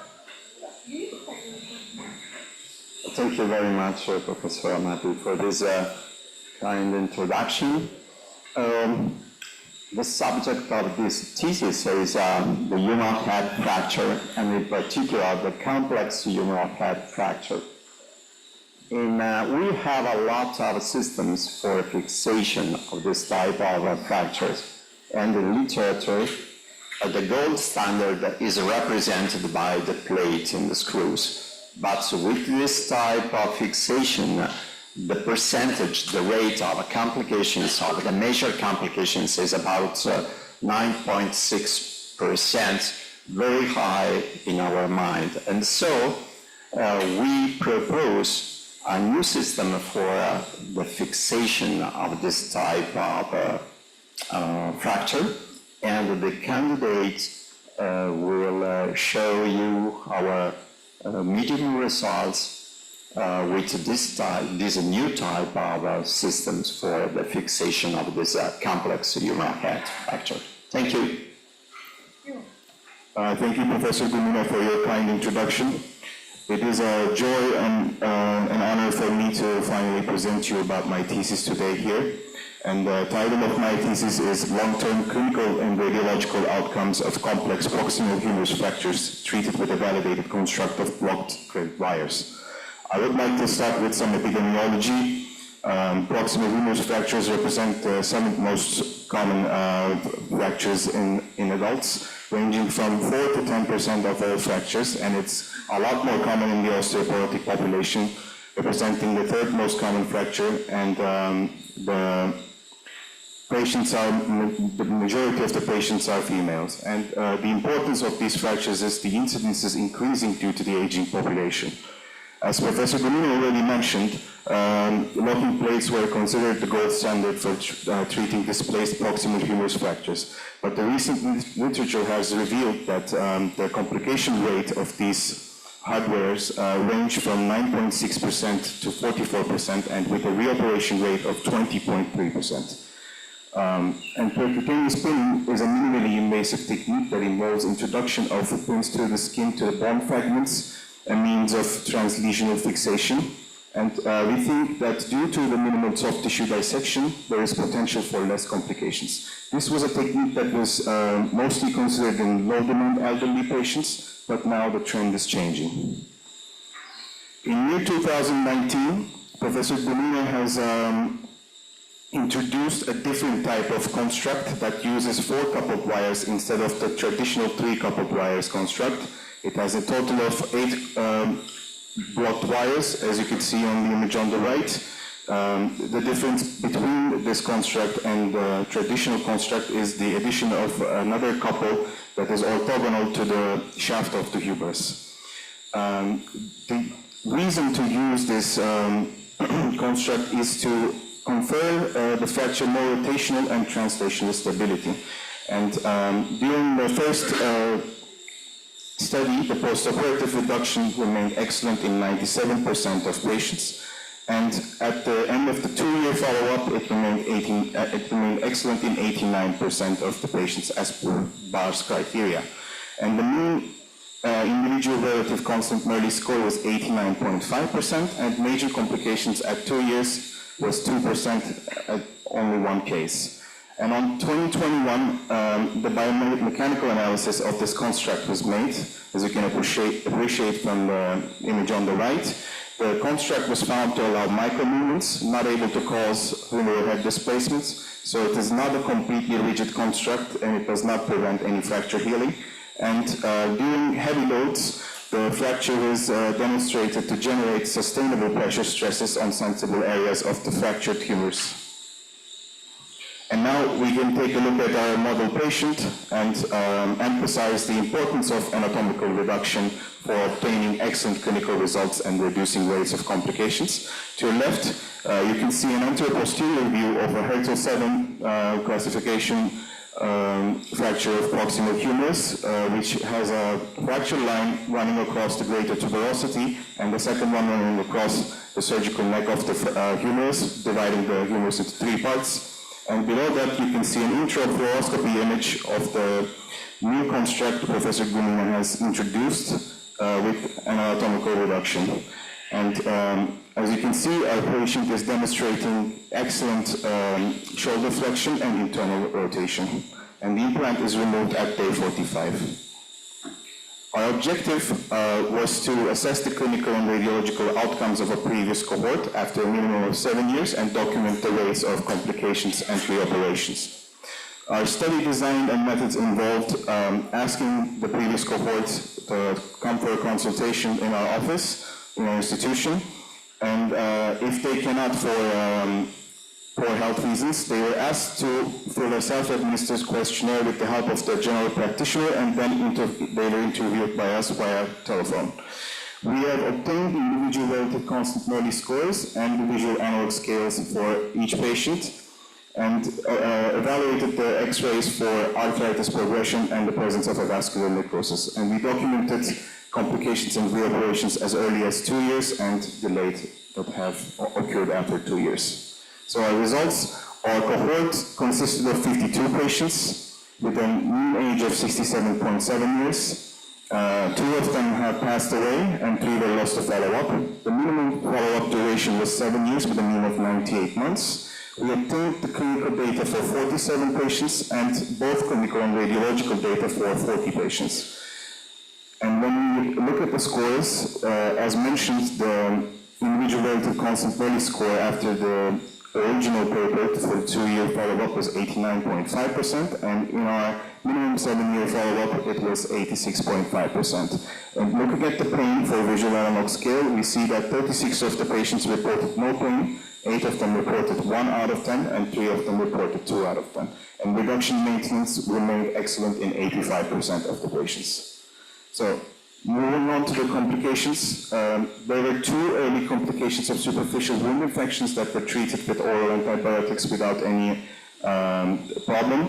And in our follow-up study, we found that 3 patients had a vascular necrosis without collapse, only with subchondral sclerosis, and they all reported a pain of 1 out of 10.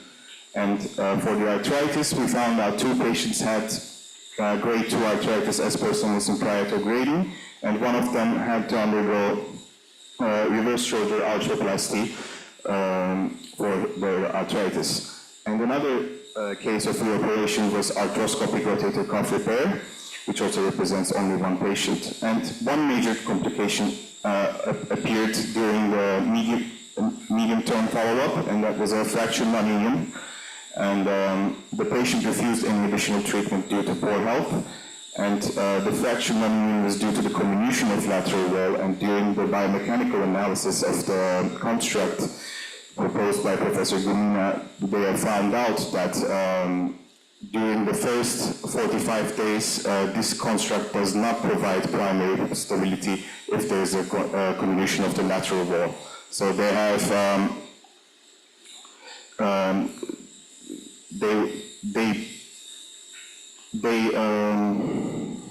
they extend the removal of the implant at 3 months, not the normal 45 days. And now for the advantages of block-threaded wires. Block-threaded wires allow periosteal and fracture hemototal maintenance, and the humeral head is not subjected to multiple perforations, and the earlier removal of the fixation device could promote bone healing, and most importantly, the major complications rate is only 2.5%. And to conclude, why do we think that orthopedic surgeons should consider using block-threaded wires in the future instead of locking plates? Because they have excellent clinical outcomes, excellent radiological outcomes, and low rate of complications. Thank you for your attention.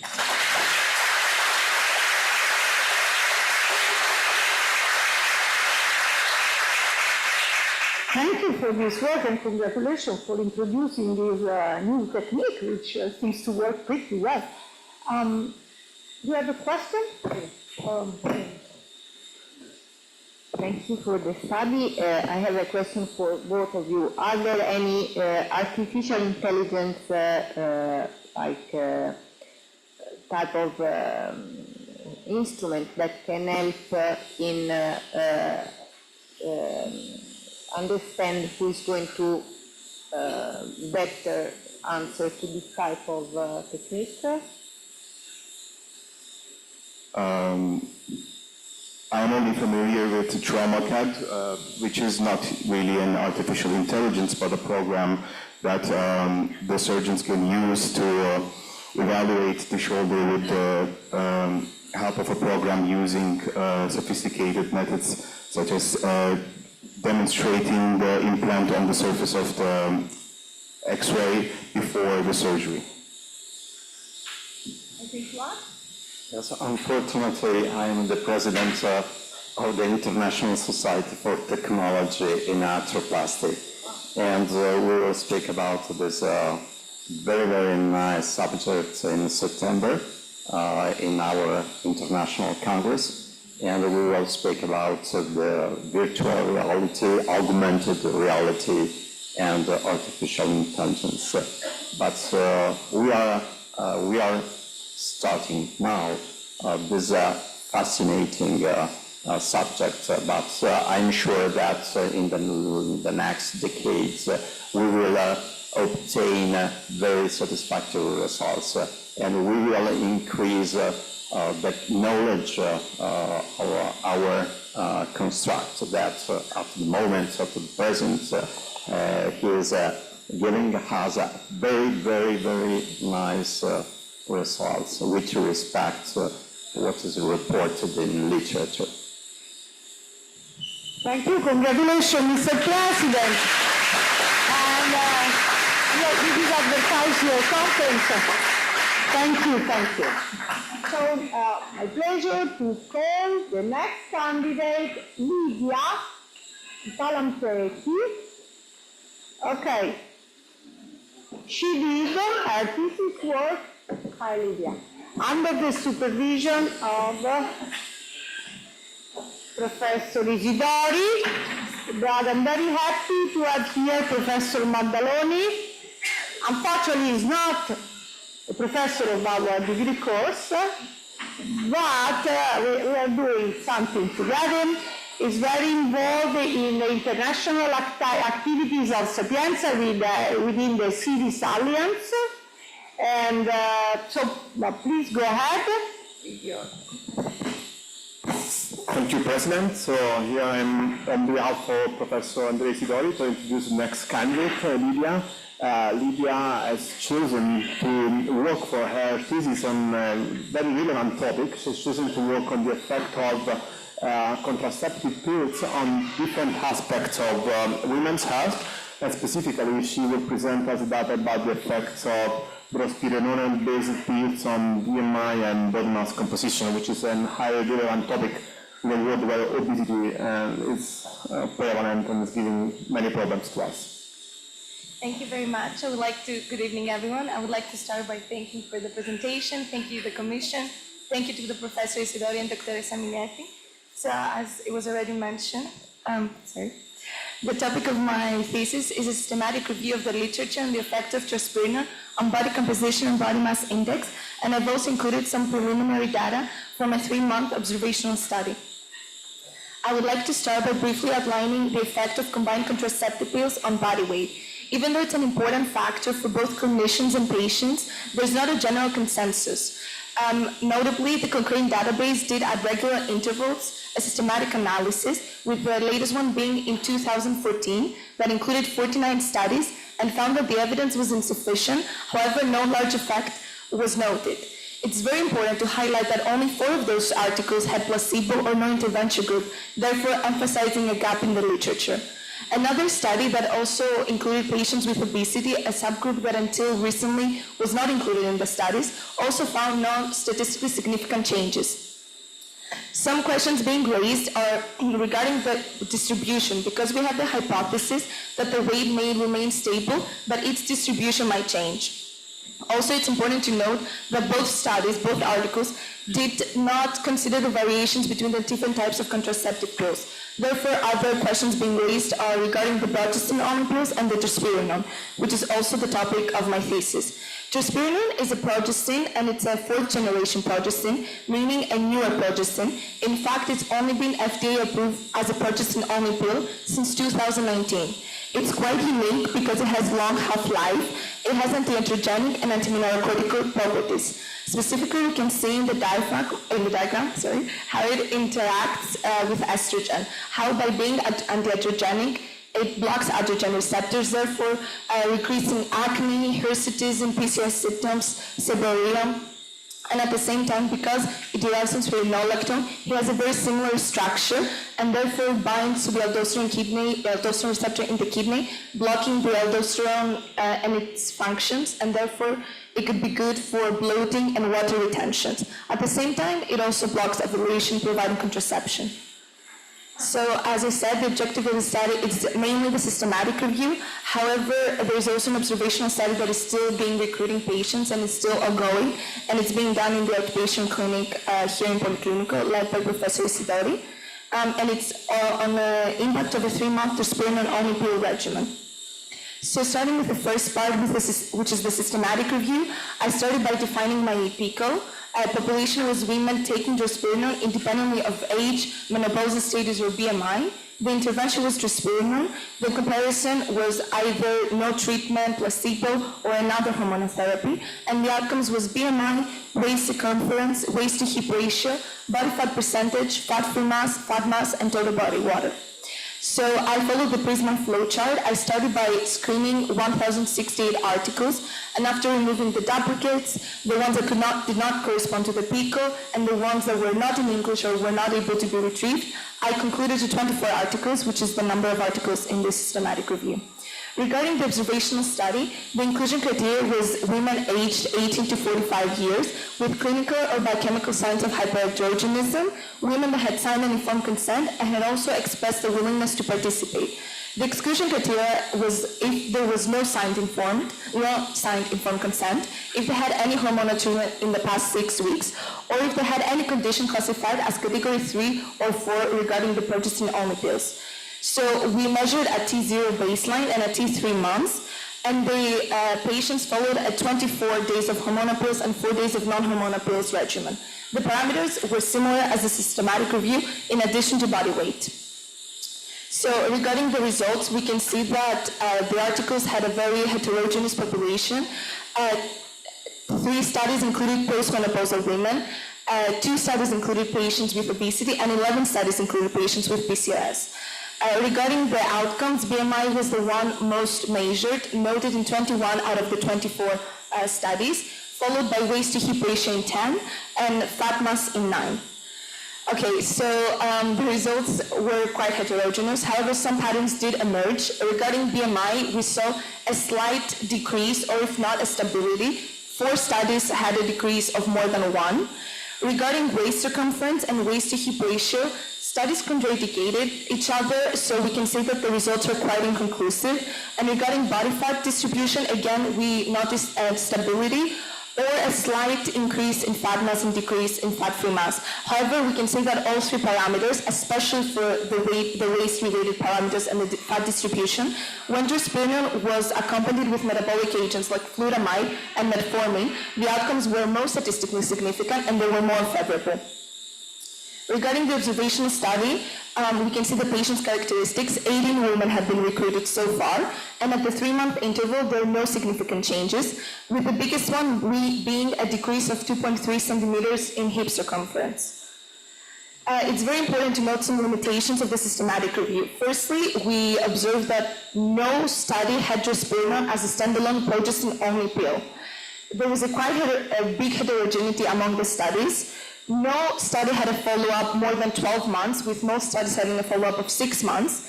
A lot of studies mention weight without mentioning its distribution and therefore were excluded from the systematic analysis, and only 2 of the studies had non-hormonal control groups.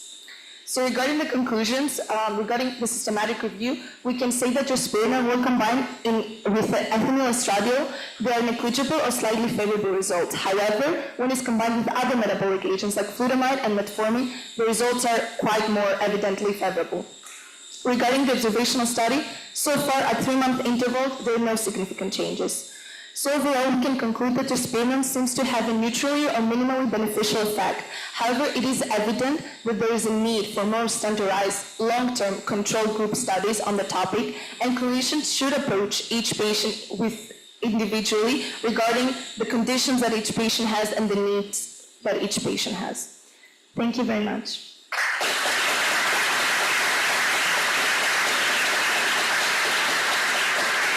Thank you, Lydia, for this detailed and very well presented review. You have a question, please. Thank you, Lydia, for this nice work. The study that you presented, they are heterogeneous, but there are also some studies that are conducted in healthy volunteers and others in subjects with PCO syndrome. Have you noticed any differences in terms of BMI looking at these different the changes? And do you have any data about other risk factors, like, for example, dyslipidemia? Thank you very much for your question. Regarding the other factors, I can say that we built in the population as much as possible because there was a lack of articles regarding drospirenone, so I don't have any data regarding dyslipidemia. It was not mentioned in the studies regarding drospirenone. However, yes, 11 studies did have PCOS patients because they are the ones most usually that need maybe metformin because they have insulin resistance. So I did notice that those patients had a bigger decrease, even though overall I can say there was a slight decrease. However, even the fact that there's stable weight, it's a good outcome, it's what we want. So yeah, there was some differences, and actually we're still working on this because we want to publish it, and we're going to do meta-analysis on the subgroups. So we're going to focus on that because there were so many different groups. So we're going to do a meta-analysis about the PCOS patients and further analyze them. Thank you. Thank you.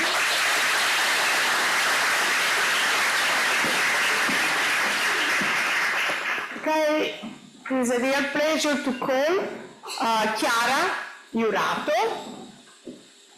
Again, she did an excellent work for our degree course, especially with the experimental work on the simulated patient, and she is in the path of honors. So she did her work on, with Professor Maranghi, who is going to present her. It's really a pleasure to present Chiara, who has worked during her last 3 years about an important topic, which is looking at the effect of drugs that are mainly used for cancer patients. We have new drugs that improve survival, but we don't know much about the metabolic effect of these drugs. And I'm really proud of Chiara because she designed all the experimental data she's going to present to you. And so I want to also thank the other 2 colleagues that were tutoring Chiara, Valeria Pece and Giorgio Grani. Thanks. Good afternoon to everyone, and thank you, Professor Maranghi, who organized the introduction. So today I'm going to talk about my thesis project that focuses on the metabolic effects of lenvatinib in patients with advanced thyroid carcinoma. As she introduced today, I'm going to show you the results of a clinical study and also of some laboratory experiments we've been conducting. And finally, we're going to draw some conclusions and talk about future perspectives. So let's start. Why we decided to look at patients with advanced thyroid carcinoma? Among solid cancer treated with tyrosine kinase inhibitors, thyroid cancer patients are those who experience the highest 5-year survival rate, as you can see from this table. Thus, in these patients, we're much more concerned about the long-term side effects of treatment, and in particular, we are concerned about the cardiometabolic adverse event that can impinge the patient's survival in the long term. For iodine refractory differentiated thyroid cancer, the present treatment is actually lenvatinib. Lenvatinib is a multi-target tyrosine kinase inhibitor targeting different tyrosine kinases that you can see depicted here. We have already some cardiometabolic adverse events that are known of this drug. The most common adverse events is hypertension. There is a well-established adverse events of VEGFR inhibitors. On the other hand, hypercholesterolemia is less commonly reported, and especially adverse events on the glycemic profile and lipid profile of these patients are usually underreported in clinical trial. Thus, we decided to design our clinical prospective observational study. The primary aim was to assess metabolic effects of this drug, whereas secondary aims including the assessment of the time risk of cardiovascular disease and also to study the association between metabolic adverse events and tumor response to treatment.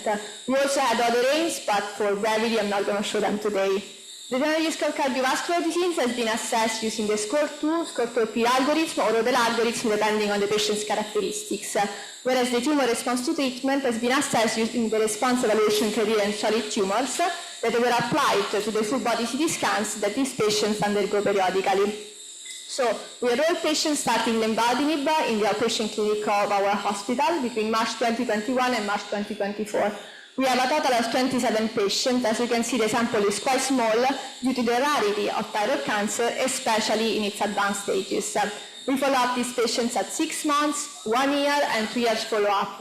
And as you can see, we have some dropouts, mainly due to the non-tolerability of treatment. So who are these patients? These patients are mainly elderly patients. We had a majority of males. The most common histotype was papillary thyroid carcinoma, that is the most common thyroid cancer type. They also had a BMI corresponding roughly to overweight obesity, and the majority of them already had a diagnosis of hypertension at baseline. These are important characteristics to better interpret our results. In particular, for the primary outcome, we didn't have any effects on glycemia, whereas for the lipid profile of these patients, we found an increase in total cholesterol values that was significant at 6 months with respect to baselines. LDL cholesterol values follow a similar pattern of total cholesterol values. On the other hand, triglyceride changes were consistent over time and were seen up to 2 years from treatment initiation. Regarding our secondary outcomes, the cardiovascular risk of these patients increased significantly up to 2 years from treatment initiation. This is probably due to the small changes in the components of the score, even those changes per se are not statistically significant. Regarding the tumor response to treatment, we divided patients according to the RECIST criteria in patients responding the best to treatment in green, partial response, and patients responding that do not respond to treatment that are those in red, those with progressive disease. As you can see, the highest triglyceride changes were seen in patients with a best response to treatment, whereas these changes were not so pronounced in patients with progressive disease. However, at 2 years follow-up, the situation is a little bit different, with the patients having the highest triglyceride values are those with a stable disease. At this point, we wanted to understand why these patients have these metabolic alterations and what can explain these lipid profile changes. We started by quantifying the lipid content of both thyroid cancer and hepatic cell lines treated with lenvatinib. We also included hepatic cell lines to see if these changes are attributable to the liver metabolism of the drug.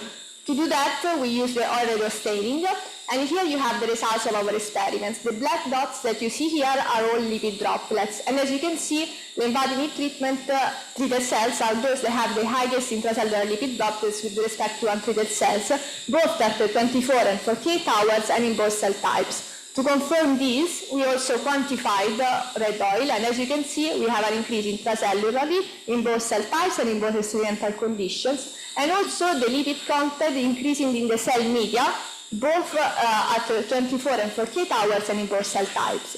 At this point, we want to define the intracellular mechanism, and to do that, we screen different tyrosine kinases. We have the most striking results coming from hepatic cells, in which the heat-shock protein 60 has been phosphorylated 57 times more in treated with compared to untreated cells. This phosphorylation has been related with mitochondrial dysfunction and also with lipid accumulations. As you can see, we have also several different kinases that increase their phosphorylation, and we wanted to understand at this point if this mechanism goes mainly toward mTORC1 or mTORC2 formation. Thus, we perform a Western blot in which we saw that mTORC1 formation is more evident in lymphatic treated cells with respect to the untreated. Thus, we claim that probably we have a different interplay of kinases leading to mTORC1 formation activation that has a well-known role in lipid metabolism, especially in triglyceride accumulation. Thus, our conclusions is that lymphadenib is mainly associated with hypertriglyceridemia. We have lipid increases that progressively increase in tumor response to treatment at 1 year, and also lymphadenib is associated with an increased risk of heterogeneous cardiovascular disease.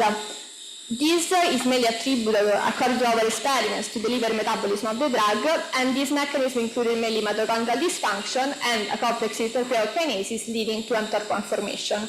Of course, our study has some limitations. We have a small sample of patients given the rarity of the condition.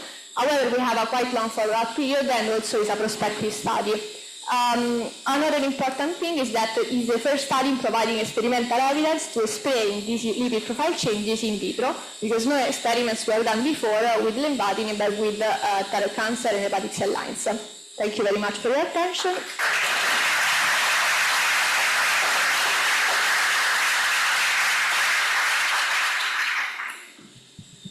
Thank you very much, Clara, for this excellent study, starting from clinics and also involving some good research, lab research. Are there questions for Chiara? So you are studying thyroid cancer because this is the cancer where this TKI inhibitor has the best effect in terms of survival, or are these effects of this TKI inhibitor also expected in other tumors? Are you studying this as an example, or? Okay, so actually, it's true that thyroid cancer patients survive the most. This is not because these treatments are more effective in these cancer types, but rather is a characteristic of thyroid cancer that is a more indolent behavior compared to other subtypes, especially the papillary one. Of course, the aplastic, no. And also, we have other studies, especially of tyrosine kinase inhibitor in other types of cancers, such as non-small cell lung cancer and renal cell carcinoma, in which these effects has also been seen in vitro. But, so this is the first time in thyroid cancer, but we already have these effects reported in vitro for those cancers and also clinically reported. Even the trial reporting lipid changes are quite a few. Perfect. Thank you. Thank you.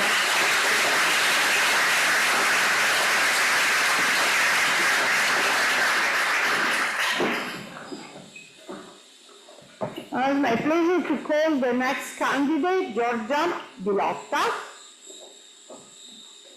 She did her thesis work under the supervision of Professor Menini. He is one of the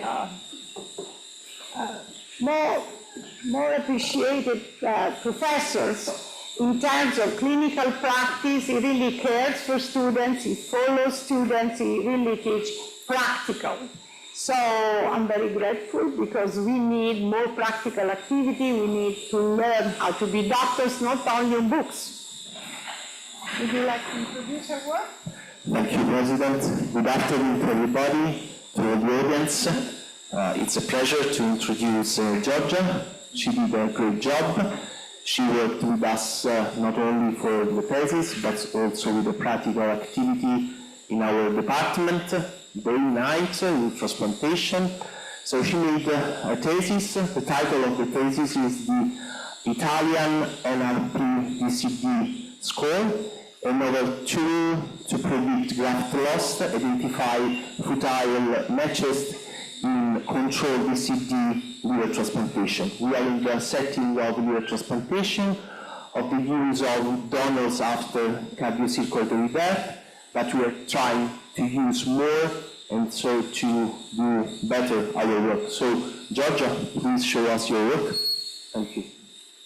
Thank you, Professor Menini, for introducing me, and good afternoon, everyone. So, orthotopic liver transplantation has become nowadays the standard of treatment for end-stage liver disease. This means that through the years, the need of liver grafts has increased and is still increasing. One of the strategies to expand the donor pool is to implement donation after circulatory death. DCD donors can be classified in uncontrolled and controlled. And in Italy, for this type of donors, we have a mandatory 20-minute no-touch period that has to be observed before proceeding with organ harvesting. During this time, a continuous ECG recording has to be performed in order to prove absence of cardiac activity. Now, the Italian 20-minute no-touch period is considerably longer compared to other countries' legislations.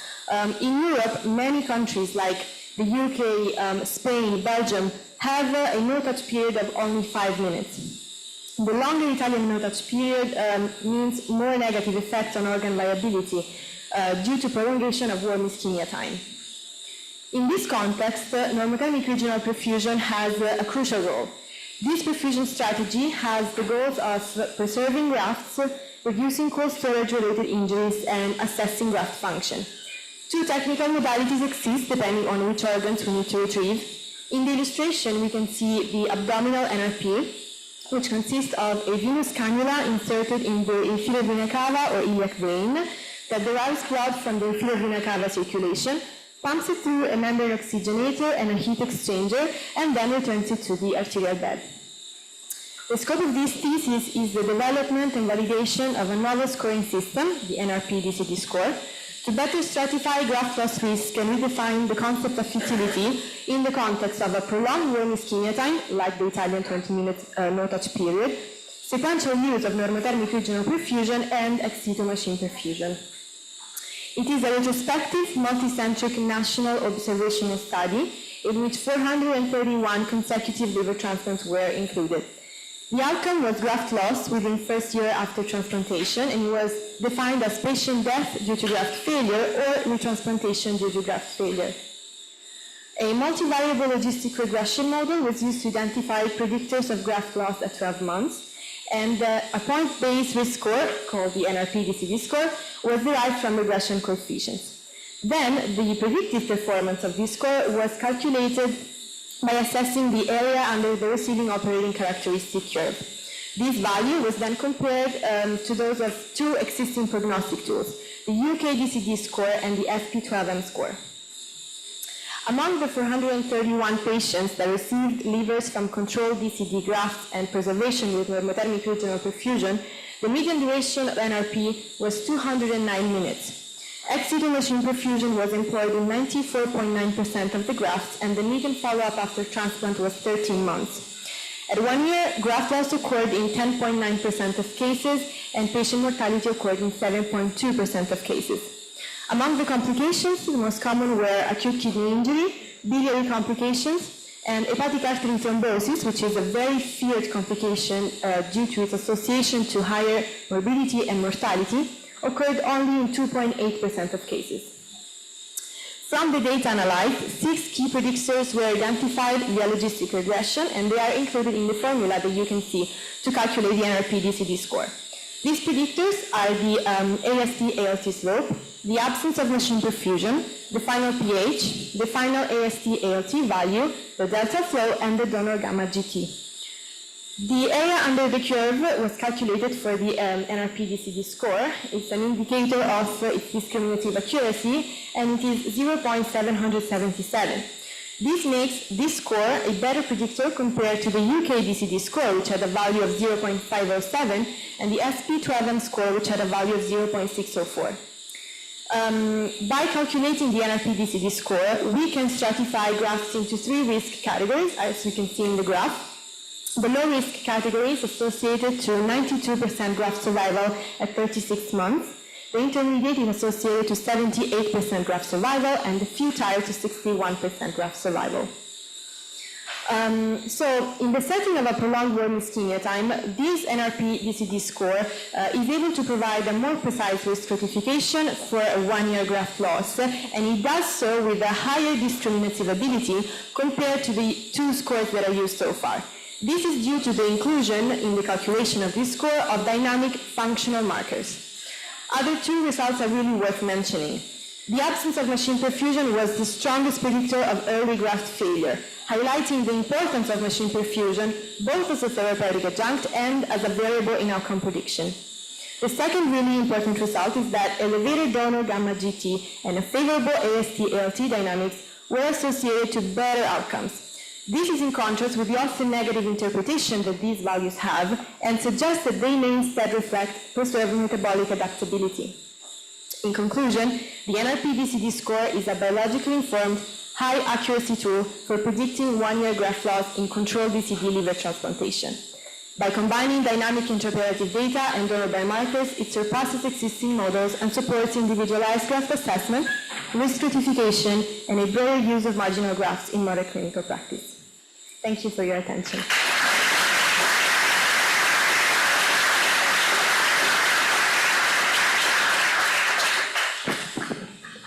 First of all, congratulations for the development of this predictive score. You are seeing many theses are dealing with predictive scores for, to better, to optimize the usage of drugs for saving organs. It's a major effort. So how are you going to expand these studies? Are you going to present them somewhere or involve other centers? Yes, I think this study, the development of this score is absolutely worthy of exporting to other countries because, as I mentioned before, the 2 scores that were used so far, one comes from the UK, they don't come near to the predictive ability of this score. So it is absolutely important to expand the use of marginal grafts because we are really in need of more liver grafts for patients that are in need of liver transplantation whose indications are expanding day by day.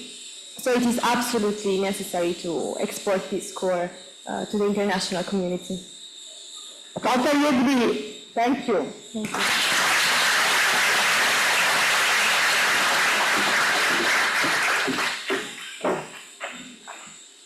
Now it's a pleasure to call the second candidate. We did a job, a thesis work with Professor Menini, Alice Viscione, please. So again, good afternoon. It's a pleasure also to introduce Alice. Alice is a special student. I knew her at the time of TPVES, and from the beginning she said that she wanted to become a surgeon. So it's important, and we really appreciate it. Her thesis regards the influence of procurement practice changes on early alveolar dysfunction in liver transplantation, a propensity weighted single-center analysis. Also, I want to thank not only for this one, but also for the work of Georgia, Professor Lai, for his contribution for the study and for the analysis, who couldn't be here today, but he made also a great job. And also Alice, participating to our activity, harvesting during the night, transplantation in the day, and with this important work. So please, Alice, show us your results. Okay, so thank you, Professor Menini, for the introduction. Good afternoon, everyone, and thank you all for being here. So liver transplantation is the best curative strategy for a great number of pathologies causing end-stage liver disease. So liver grafts are utilized in transplantation are procured from donors that can be live or cadaveric. Cadaveric donors include DBD, donation after brain death, and DCD, donation after circulatory death. DBD donors are the ones most commonly used. So liver transplantation is being performed at increasing rates. However, graft availability is not increasing at a similar rate. And for this reason, there is a growing mismatch. And physicians working in this field are trying to incorporate some strategies with the aim to increase this organ pool. And as you can see, the strategies are first, increasing the number of living donors, increasing the use of split liver, the use of DCD, and also adopting perfusion machines to improve the preservation of the grafts. Ultimately, we think that implementing surgical strategies during liver procurement is of vital importance to ensure a good quality and functionality of the liver grafts, especially when those are considered suboptimal. This brings me to the aim of our study, which was to investigate whether the introduction of specific procurement-related surgical strategies positively impacted liver grafts and transplantation in terms of early allograft dysfunction. So EAD is the decrease of liver function within the first week after transplantation based on the Althoff criteria, bilirubin, INR, and transaminases. So the procurement-related strategies that we implemented in our study were firstly, contemporaneous double aortic portal perfusion, secondly, the use of optimal amount of perfusion liquid for organ flushing, thirdly, intra-abdominal cavalventing during multi-organ procurement, and finally, a gentle liver massage during perfusion. Our study was a retrospective single-center analysis conducted here in Sapienza, and we enrolled 231 cases after an exclusion process. And these cases were divided into two eras. Era 1 from 2013 to 2019, before the procurement strategies were implemented, and Era 2 going from 2019 to 2024 after the strategies were implemented. And we investigated early allograft dysfunction as our primary outcome, and as our secondary outcomes, we assessed primary non-function, graft loss, patient death, and need for retransplantation. It is important to mention that we utilize the inverse probability of treatment weighting, which is a statistical method commonly utilized in non-randomized observational studies to adjust for confounding variables. And as you can see from this long table, we adjusted for 26 variables, and this allowed us to create a pseudopopulation which was balanced in terms of baseline characteristics that you can see on the love plot here. Okay, so the results of our study ultimately showed improved outcomes in Era 2, which corresponded to the implementation of the surgical strategies. And as you can see from the table, the incidence in early allograft dysfunction significantly reduced in Era 2, going from 42% in Era 1 to 24% in Era 2. A similar trend was seen in the secondary outcomes, with primary non-function going from 7% to 2%, graft loss from 32% to 12%, and overall mortality rate from 30% to 11%. A similar trend in decrease was seen in the retransplantation rates. However, this result was not statistically significant because of its p-value. Ultimately, we think that the improved outcomes in Era 2 are likely due to the better preservation of the hepatic microcirculation and the minimized ischemia reperfusion injury. We also performed a Kaplan-Meier survival analysis to compare the graft survival rates between the two eras. And as you can see, the patients in Era 2 showed a significantly improved graft survival compared to those in Era 1. For example, at 12 months after transplantation, the survival rates in Era 2 were at 88%, as opposed to the survival rates in Era 1 that were at 79%. However, it is important to note that this result may not be as accurate, since some patients in Era 2 had an inevitably shorter follow-up period compared to patients in Era 1. In conclusion, our study provides strong evidence that the implementation of these surgical strategies during liver procurement improves graft function and outcomes in liver transplantation. And ultimately, the implementation of these strategies may really help us increase the organ pool by allowing us to safely utilize suboptimal grafts while still maintaining good recipient outcomes. In terms of future prospects, it could be useful if other centers were to study and investigate these surgical strategies in order to further validate these results. And it could also be interesting to explore how these procurement surgical strategies could interact with other perioperative innovations, including perfusion machines and immunosuppressive therapies. In the meantime, in light of these results, transplant centers should really consider revisiting their procurement protocols in order to try to incorporate these surgical strategies that are simple yet positively impactful. Thank you everyone for your attention.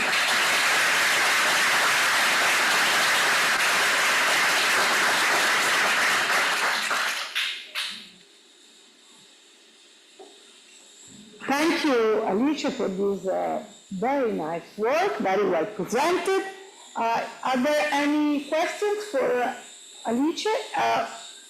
Just what's in store for era 3?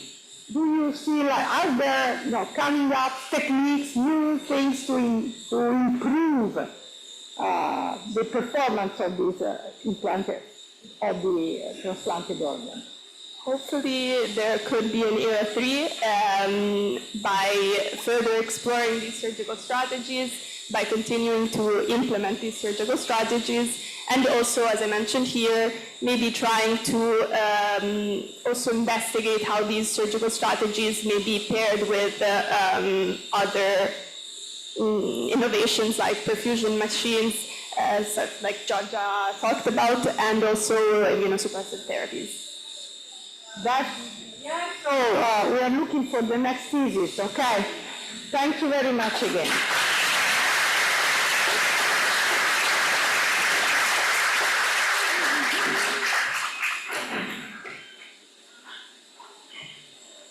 It is my great pleasure to call the next candidate, Mattia Santoro. He did his thesis work with one of the most student-centered persons I ever met, Professor Bacchini. She has been one of the most appreciated professors in our course, especially for the ability to communicate and to transfer clinical skills, which are not only abilities, technical abilities, but also ability to communicate with patients. And she recruited personally all our new clinical tutors who are performing in an excellent way. Students are really enthusiastic about their experience. So thank you, and please introduce the work. Not so deserving. Good afternoon to everyone. I'm so happy to present you Mattia Santoro, who is today candidate to be a physician, and tomorrow hope for the future of general surgery. Mattia joined the emergency surgical group in the last year, and we was happy to collaborate in a course and research on basic surgical skills in young students of medicine and surgery. And so, Mattia, it's your time to say what happens. Thank you to my advisor so thank you to my advisor for the introduction. My thesis is about the evaluation of the effectiveness of a course on basic surgical skills with a student-to-student learning approach. So in the world, we are seeing a slow but steady decline in the number of surgeons. This trend was first recognized in the US, and it showed that it started from 30 years. A more recent study in the early 2000s in Europe show the same trend in Norway, Denmark, and the Netherlands. The first study published in Italy dates back to the COVID-19 pandemic, and in this paper they showed that there was a higher dropout of students from surgical specialties rather than from other non-surgical specialties. And it's for this reason that we wanted to create a course for students, created by students, in order to, first of all, increase the practical skills of the students on basic surgical skills. And together with that, we wanted to do a study in order to analyze the possible causal relationship between the learning of these surgical skills and the interest in pursuing a surgical career. So the study design at shows, so we recruited 180 students from different channels from this university, all enrolled in the first year of their study. 90 students then were randomized to be the control group, and 90 students randomized into the exposed group. Students from the latter group were then subdivided into smaller groups for better teaching purposes, and each group received 5 sessions along 5 weeks. During these sessions, students had the opportunity to learn and practice about sterile dressing techniques to enter the operating room, hand knots, sutures, more or less complex, how to manage and deal with potentially fatal bleedings, and with the focused assisted sonography for trauma protocol. But before starting the study, we had to pass through the ethics committee, which required us to collect the consent to data processing and the consent to participate in the study. These consents were collected together with the questionnaires that were administered before, during, and after the course in order to better understand the background of the students, their comfort with the different skills that were taught during the lectures, and their future career choices. So at the end of the course, what we noticed was that more than 30% of students declared to have an increased interest in surgery. And among the students who declared to have an unchanged interest, we can see that the vast majority was previously interested in surgery. But what's really interesting about this data is shown in the graphs below, is that in the exposed group, the majority of students had an increased interest, while in the control group, most of the students declared to have an unchanged interest, meaning that the course was indeed helpful in increasing the interest of the students on this topic. The second aim of the study was to increase the students' comfort with the basic surgical skills, and as we can see, this was a great success among all the skills that were taught during the course. The last objective that unfortunately we were not able to meet is the increase in interest in pursuing a surgical career. This is most probably due to the fact that we had a lot of students declaring to want to pursue a surgical career before, but also after the study, and the same was true for both the exposed and the control group. This is probably due to the presence of a self-selection bias in this course, which caused students who were not interested in pursuing a surgical career to self-exclude from the study even before the beginning. As we can see from the table, we had 2 big dropouts even before the randomization process, so before the beginning of the course. But apart from this study has several strengths, namely the fact that it is a pilot study, so it's the first of its kind in Italy, the presence of the randomization process in the control group to compare the data, and the fact that it is easily replicable because the course was administered for free to the students. So to summarize, the course was able to increase the comfort of students with basic surgical skills and was also able to increase their interest in surgery. But somehow we were not able to demonstrate an increased interest in pursuing a surgical career. In order to do that, further study will be required with refinement of questionnaires in order to better understand this, let's say, problem that we encountered about students being interested but not wanting to pursue a career in surgery. And also, we should introduce incentives in order to reduce the dropouts during these courses that were not mandatory in this case. Thank you.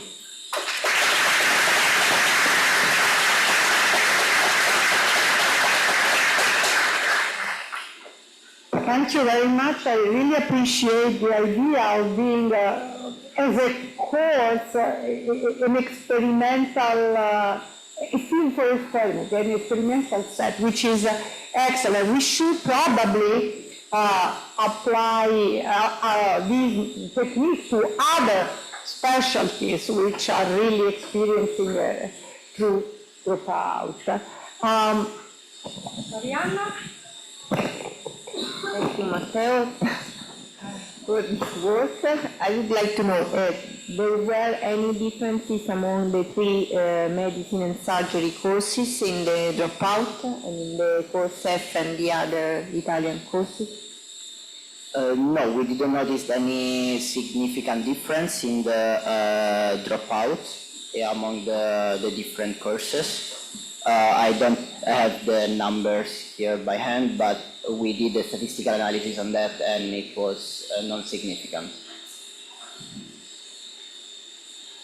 Do you have anything else to add? I'd like to say, Professor Palla, Luigi Palla, thank you to make it possible. Yes, I want to thank Luigi Palla is an excellent professor and he's taking care of all the analysis, the office questionnaire. We are working on this a lot to improve our course. Thank you very much.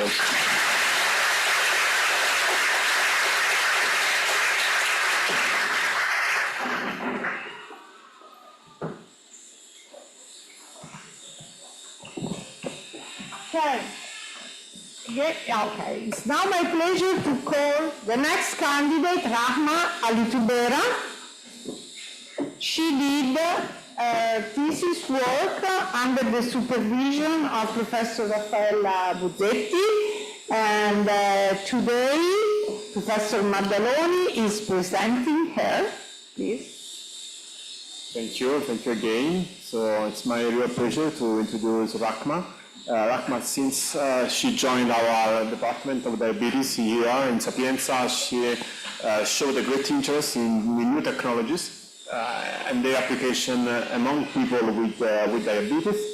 So now she's going to present original data that she collected during her internship in our department about the effects of the advanced hybrid closed loop systems on different aspects that are not strictly related to glycemic control, but which may, however, change when we start to use these new technologies.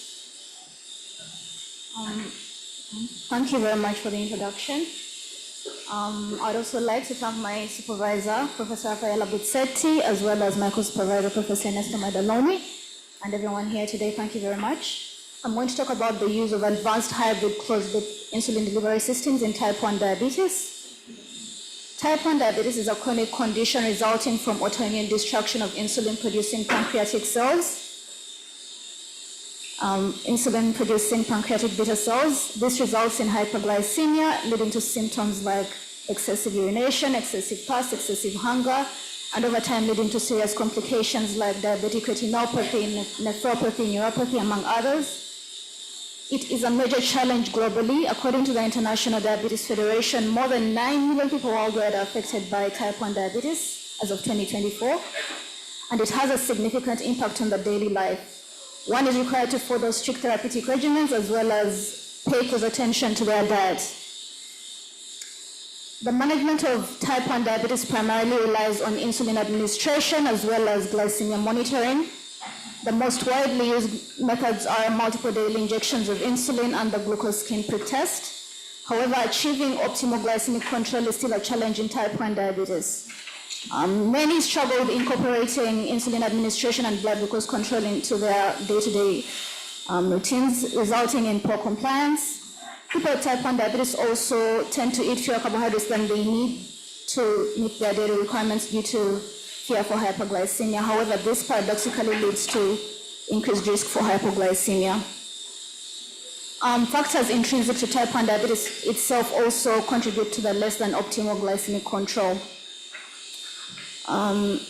Over the years, technologies have been developed to make management of type 1 diabetes easier. For example, the continuous subcutaneous insulin infusion makes it easier to administer insulin, whereas the continuous glucose monitoring system makes it easier to keep track of blood glucose levels.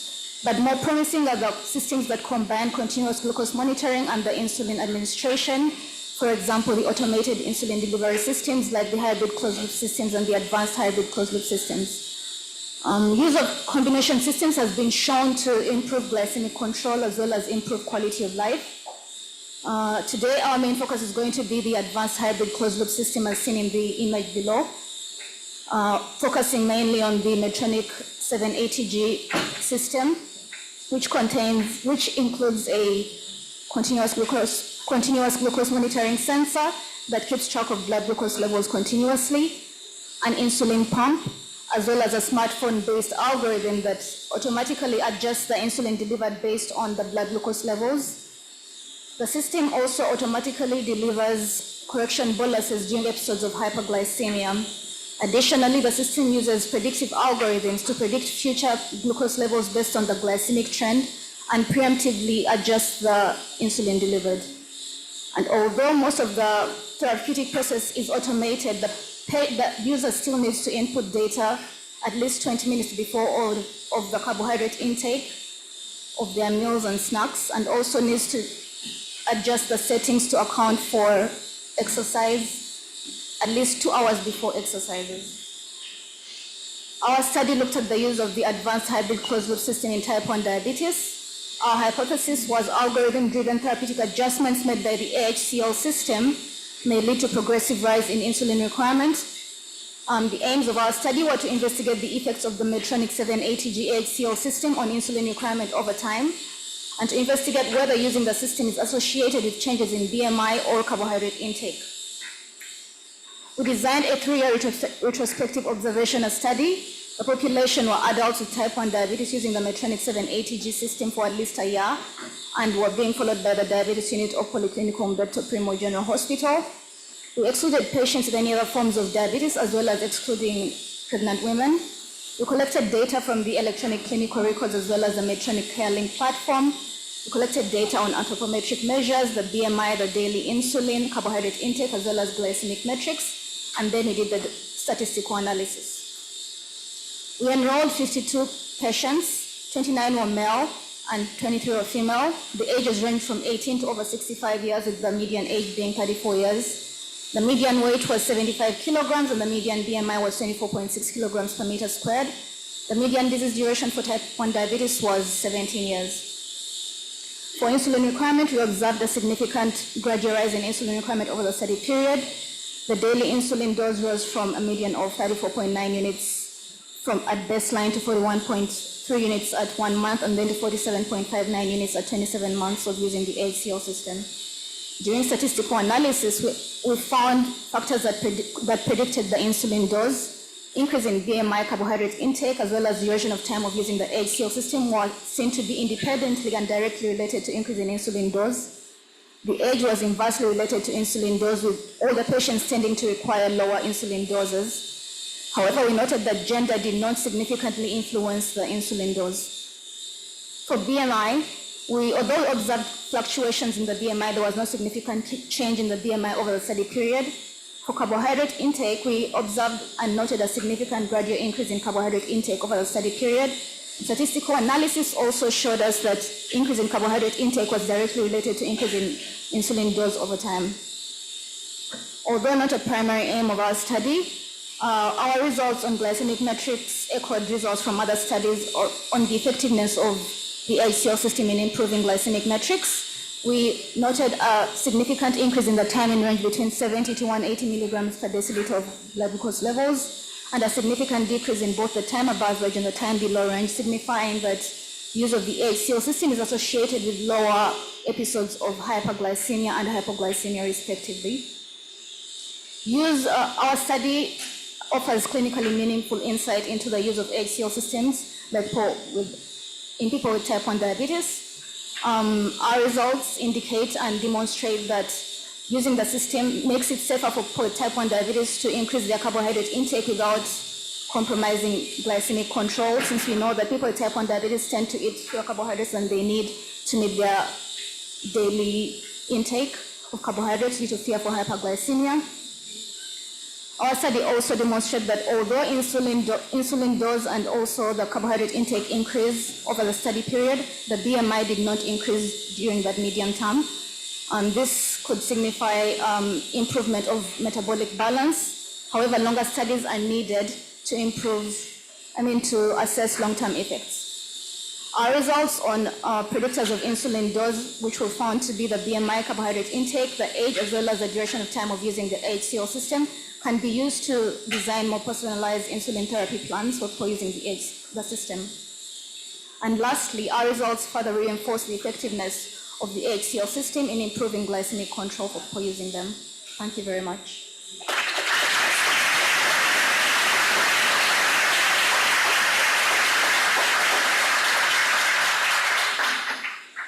Congratulations for this very nice work. You have a question? Wow. Thank you for the very nice presentation. Do you have any data about physical activity in this patient and also quality of life? We don't have data about physical activity because this was a retrospective study, observational study. However, we know that quality of life improves with the use of the advanced hybrid closed loop systems due to automation of most of the process. Thank you very much again.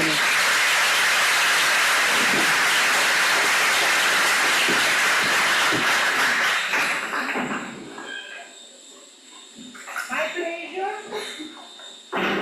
to call the next candidate, Valeria Di Cave. She did her thesis job under the supervision of Professor Campbell Cantisani, an excellent dermatologist, and I hope to be, I can call you a good friend. And could you introduce her work? Good afternoon. Thank you for this amazing presentation. It's my pleasure to introduce Valeria. She did great work in the comparison on non-invasive diagnostic imaging in the early diagnosis of melanoma. You already heard something about some of these devices, but we focused more on the vertical point of view, especially with the dynamic OCT, which gives a more defined border and more information about vessels, and LCOCT with the cellular resolution. This is really important because we can compare with the vertical evaluation of histology, and this is really important in the early diagnosis, which is the only way to improve prognosis and in order to remove intralesional drugs. So thank you. Thank you, Professor, for your kind introduction. My thesis is a comparative analysis on non-invasive imaging techniques for the characterization of suspicious melanocytic skin lesions, in particular early-stage melanomas and atypical nevi. Melanoma skin cancer represents one of the most aggressive forms of cutaneous malignancy, as patient survival drastically drops with increasing pathological stage due to early systemic spreading. Furthermore, it represents a global challenge due to increased incidence and mortality worldwide, which are both projected to almost double by 2040. Improvement of early diagnosis with non-invasive imaging techniques is therefore a fundamental strategy in order to maximize patients' chances of survival.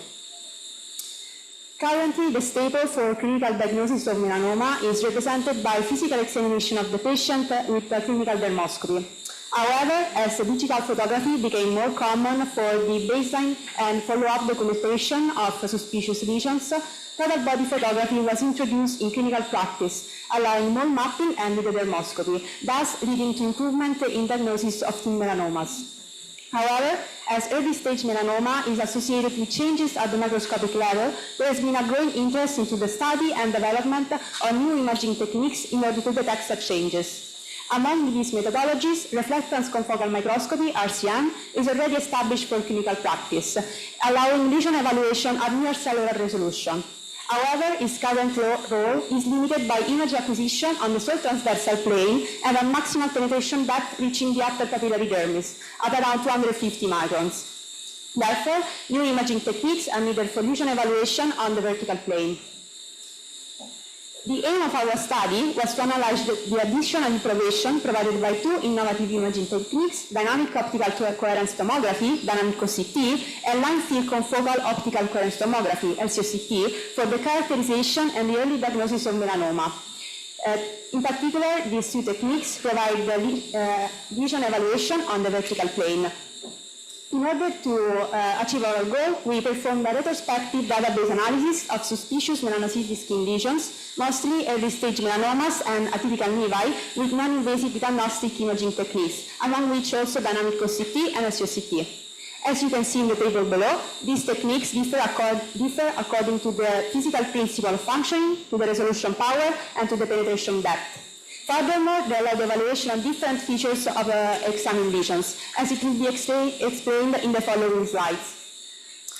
In our study, we analyzed 62 suspicious lesions, of which 50 early-stage melanomas, 1 advanced stage melanoma, and 11 atypical nevi. As a first clinical examination, the lesions were analyzed according to the ABCD pattern of dermoscopy and pattern analysis of dermoscopy, with ABCD standing as an acronym for asymmetry, body irregularity, color heterogeneity, and dimension larger than 6 mm, and pattern analysis referring to lesion description according to observed distinctive patterns at dermoscopy. In our study, melanoma was significantly associated with macroscopic alterations, including asymmetry, body irregularity, and diameter larger than 6 mm, whereas nevi presented more commonly with brown pigmentation. Sensitivity and specificity were 75% and 59% respectively. When described according to pattern analysis, melanoma presented more commonly with patterns of regression, color blotches, irregular reticular pattern or vessels, and scar-like areas, whereas nevi were more commonly associated with benign preserved architecture, such as regular dotted or globular architecture. Sensitivity and specificity for pattern analysis were both higher than 85%. Thanks to reflectance confocal microscopy, it is possible to analyze lesions at near cellular resolution on the transversal plane and at different penetration depths. In particular, it is possible to observe both architectural and cytological changes which could be suggestive of malignancy.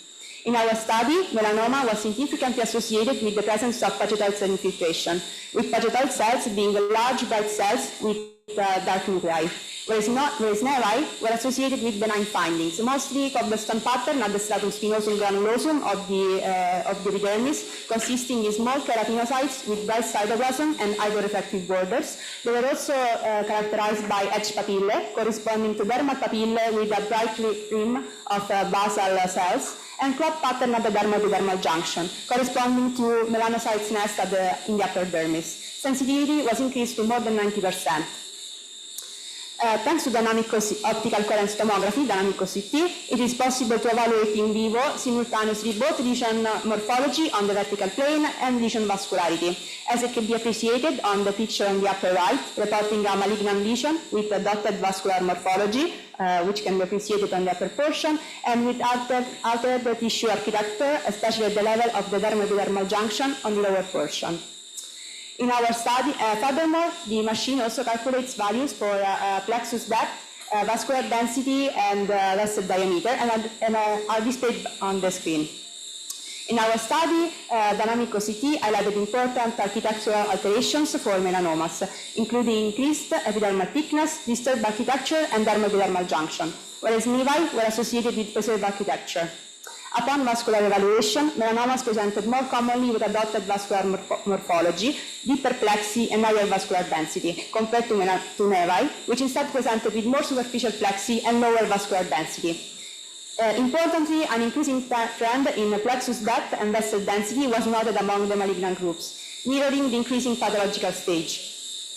Sensitivity and specificity for dynamic OCT were 50% and more than 80% respectively. Finally, line field confocal optical coherence tomography, LCOCT, combines the properties of reflectance confocal microscopy and dynamic OCT for the lesion evaluation at high resolution of both the transversal and the vertical plane. Analyzed data have been obtained from lesion evaluation on the transversal plane, on the vertical plane, and 3D images reconstruction, and obtained data was subsequently categorized either as architectural or cytological. Similarly to dynamic OCT, also in lengthy confocal optical coherence tomography, melanomas were associated to important architectural alterations, especially at the level of the dermal-to-dermal junction, where junctional nests of atypical cells with bridging tendency were reported.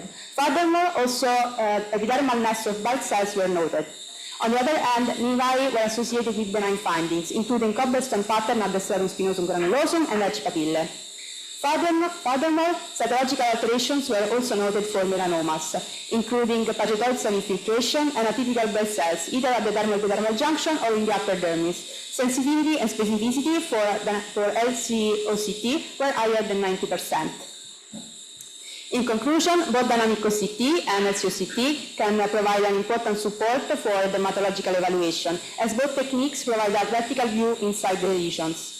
But dynamic OCT provides also important information on lesion vascularity, which could be important for the evaluation of tumor aggressiveness and patient risk stratification. On the other hand, LC-OCT provides images with a higher resolution power, therefore providing a potential virtual biopsy. These findings could have important implications for the future, including an improvement of diagnostic accuracy for early melanoma, a reduction in the unnecessary surgical excisions for the histopathological confirmation, and maximization of patient survival thanks to improved early diagnosis. Nonetheless, further studies are needed in order to further investigate and explore the role and clinical utility of dynamic OCT and LC-OCT. Thank you for your attention.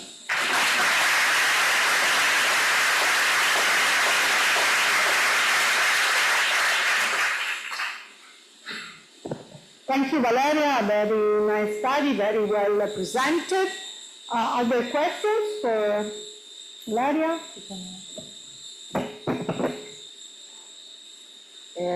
The question is for both. I don't know. What is the cost of this machine? I mean, of course, we can improve our ability, but what is the cost of this type of? Of course, these machines are very new and are present only in some centers, mostly large centers for the study of suspicious lesions. Therefore, they have a high cost. But anyway, prospective studies are needed in order to evaluate also the benefit on the long term for the cost of unnecessary surgical excisions and also for the burden of the histopathology. So probably they could have a benefit in the future also in economical terms. Holidays. Thank you very much.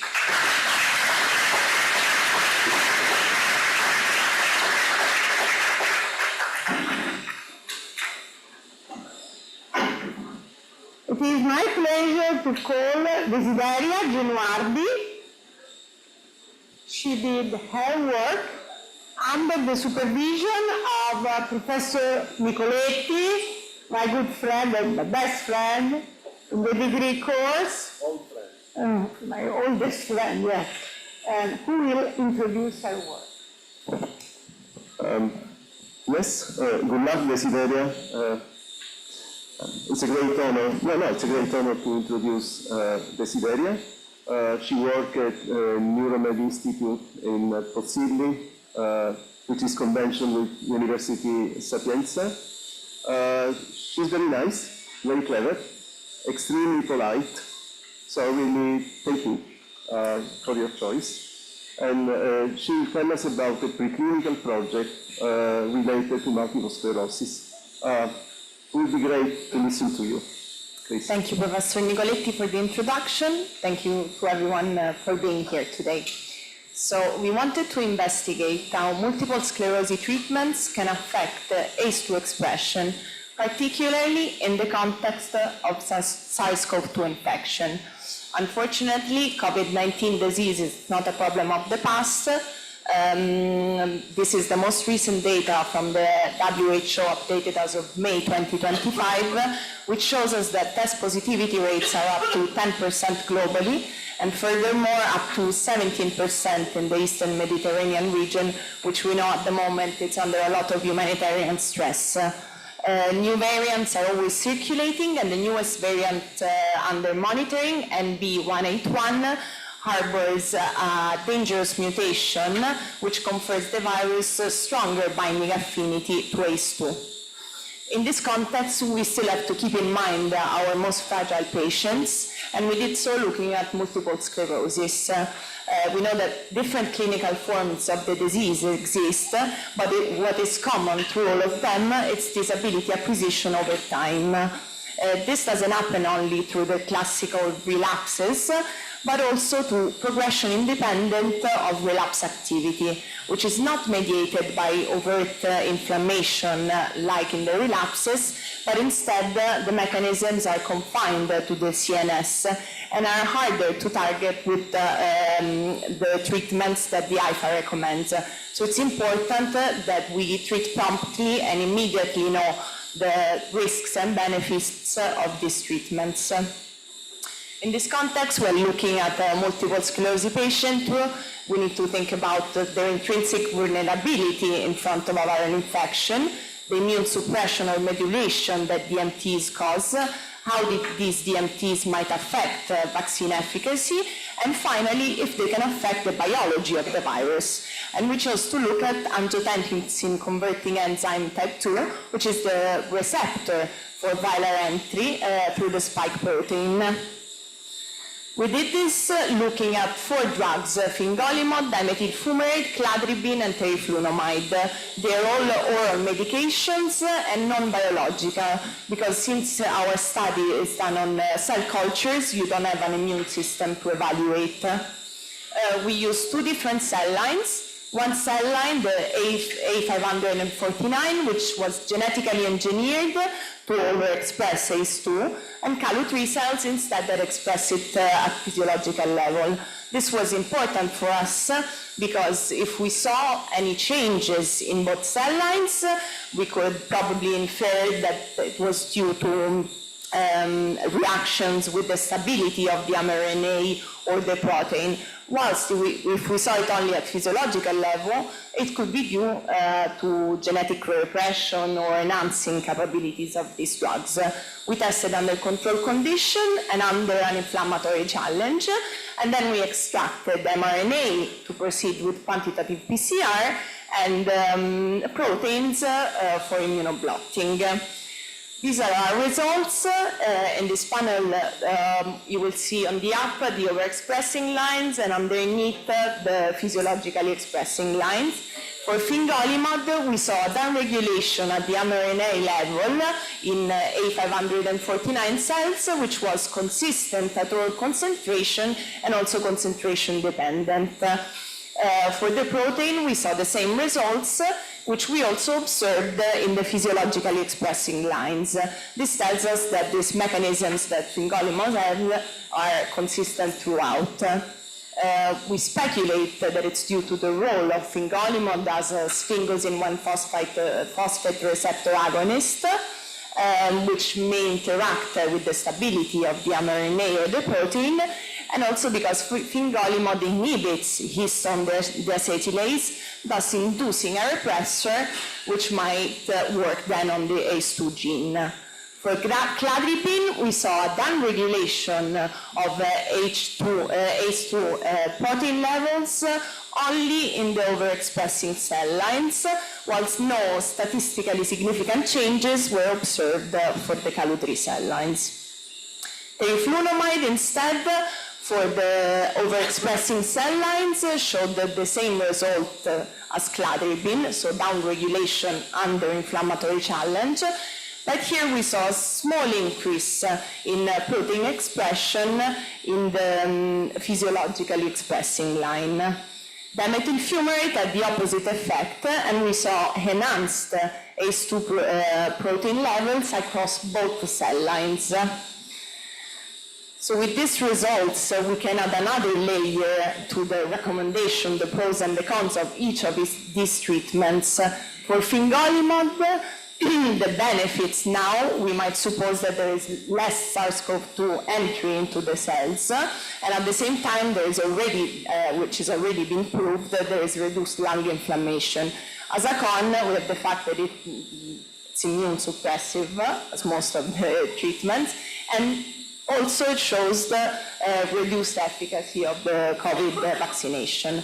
Cladribine and teriflunomide, which we put together because they both impair nucleotide metabolism, have small effects on the ACE2 expression, but they still can provide protection because by impairing nucleotide metabolism, they have an effect at the level of the viral genome. At the same time, they also cause immune suppression. DMF instead, which enhanced the levels, so we might think that it might increase SARS-CoV-2 entry into the cells. At the same time, DMF works through the NRF2 pathway, which expresses an antioxidant gene, which is protective against viruses. So keeping all of this in mind, we wanted just to point out how relevant precision medicine is. So even in the treatment of multiple sclerosis, we don't just have to think of the disease, but also the viral susceptibility and immunological status of the patient. Thank you very much.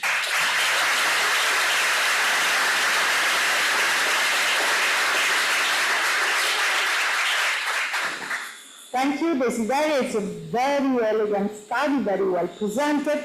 So the choice of the best drug is also, dynamic. It's not centered only on the patient characteristics, but also on the period. So which drug would you suggest if there is an increase of SARS-CoV-2 infection? Which would be the best? Tentatively, of course, because the matter is complex. I would say, according to our results, fingolimod showed the best potentially protective effect. But of course, we are proceeding in the studies, and the next will be in animal models of experimental autoimmune encephalitis. So these results need confirmation, but still, it's interesting to know what they do relative to this regulation. Thank you very much.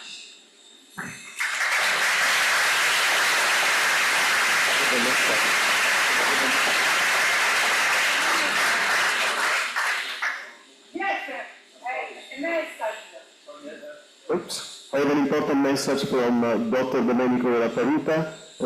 Yannick Sinner is leading 1-2-0 in Halle to the right.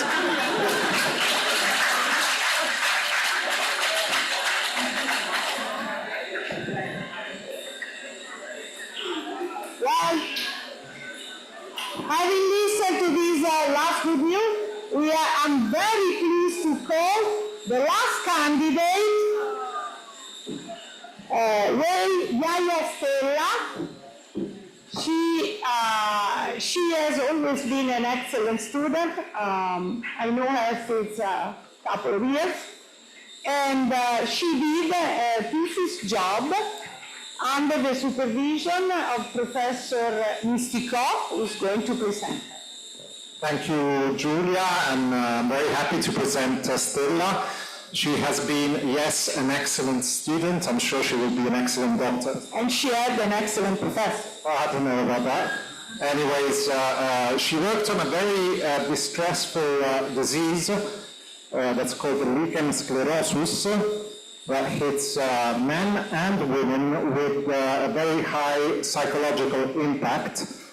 So dealing with these patients is tough, and she did a great job with another co-worker, and I want to thank also Dr. Martina Bologna that followed her thesis as well. So basically she monitored lichen sclerosis diagnostically with new tools you already heard about, and also good tools to monitor therapy and eventually to do differential diagnosis. So Stella, we're happy to hear you. Thank you, Professor Mystico, for your introduction, and thank you all for being here. It's my honor to talk about LCOCT evaluation in a cohort of patients affected by early and late lichen sclerosis. Lichen sclerosis is a chronic immune-mediated multifactorial disorder that mainly affects the anogenital region, but any skin area can be its target.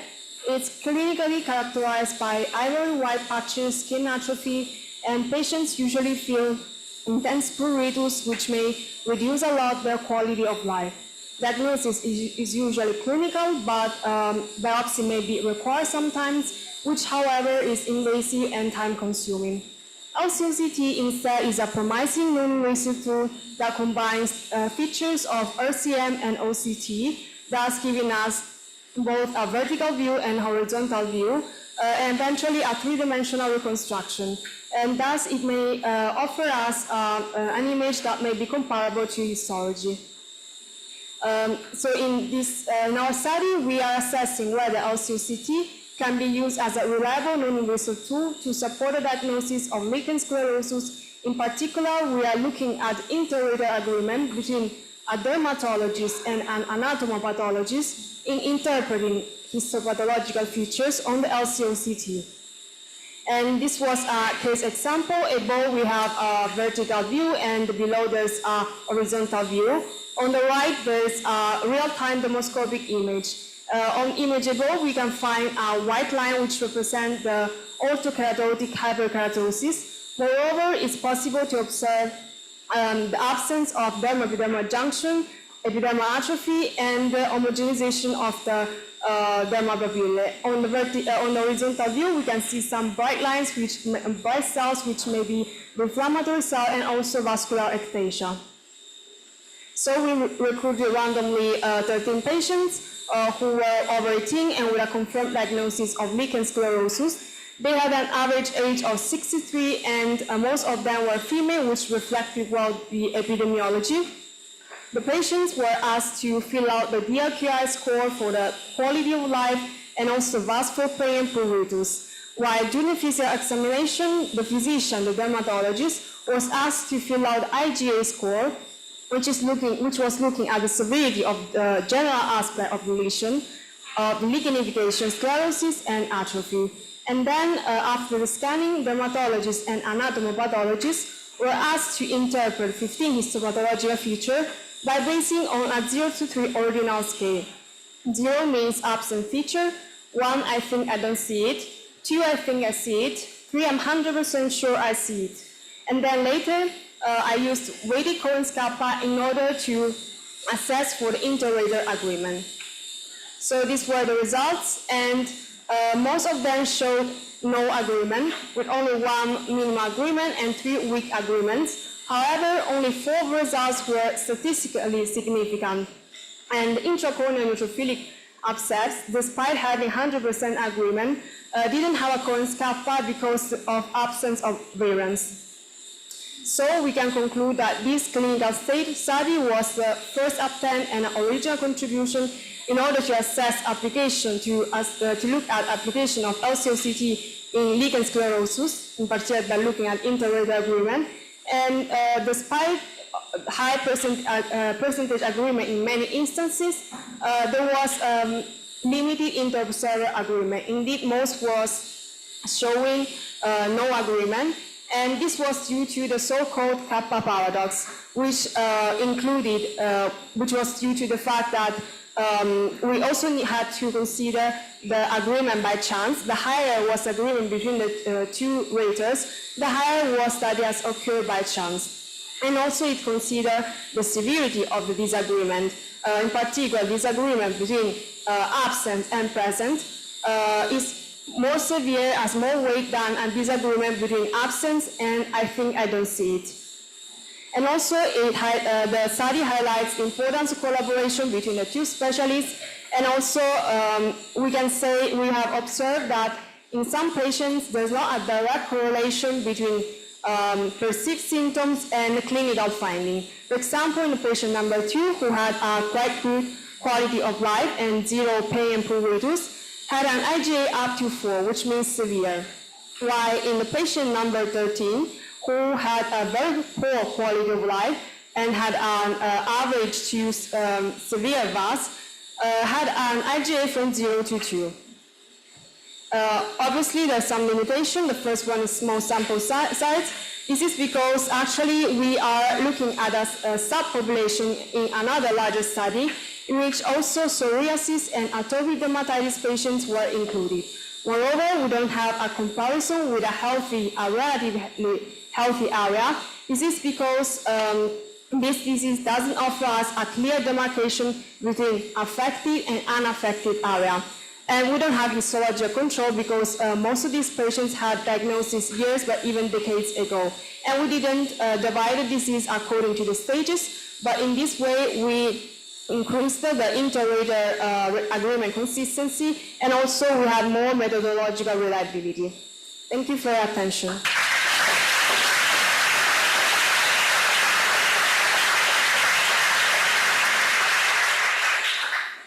Thank you. It's a small study, but I think it's very, very important because you definitely must confront these two techniques, these two skills.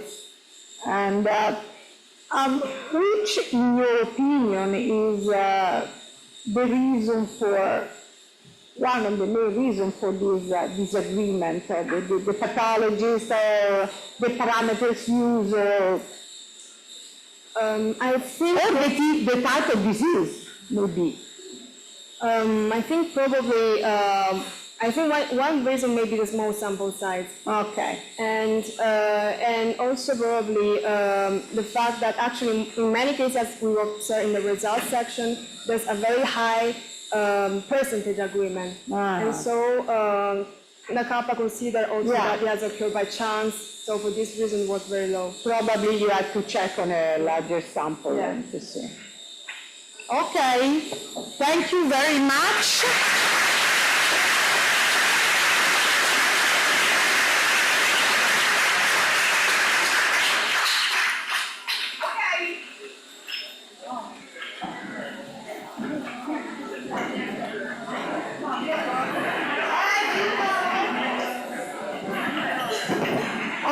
This is the end of the first part of the session. We are now going to briefly discuss your final scores. I can anticipate really the discussion will be extremely brief because you were all very, very brilliant. But we need to leave for a while. My recommendation is please do not, try to stay seated, wait without making too much noise, wait for us. See you in 5 minutes.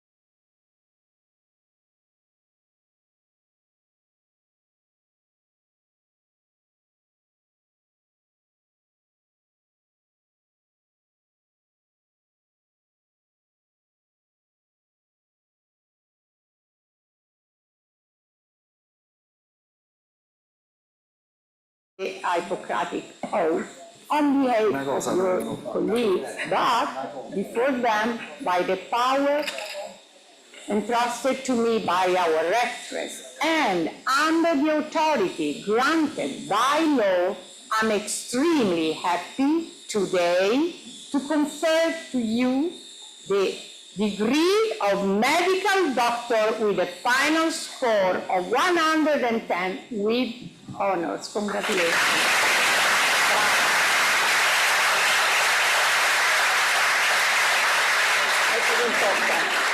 Yes.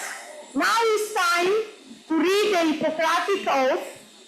Please just turn and look at your family. They deserve to see your smiling faces while Yaya Stella is reading the oath.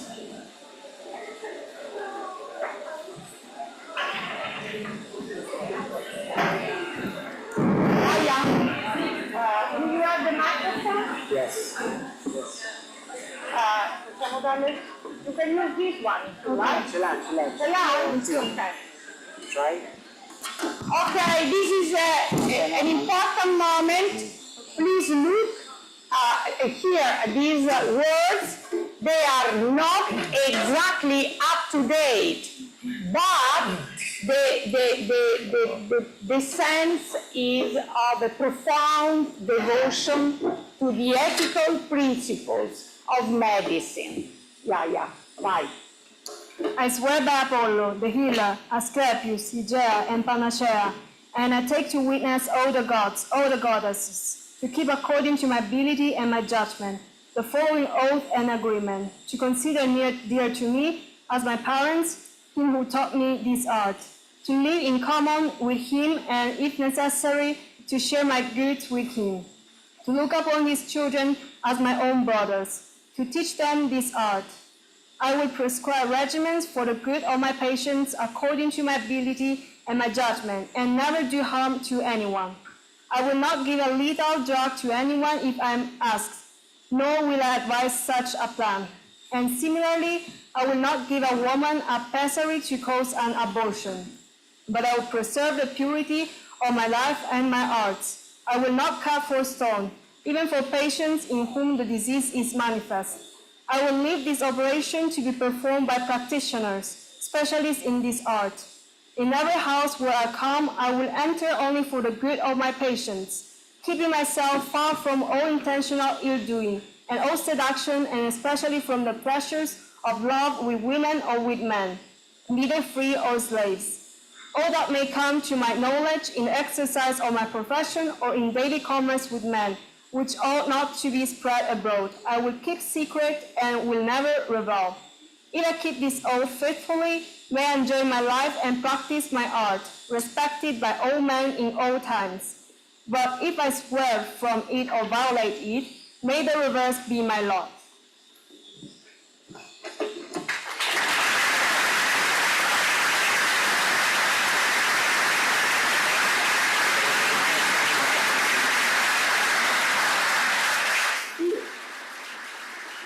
Before we close with the proclamation, I would ask to our new doctors to take a picture with the t-shirt.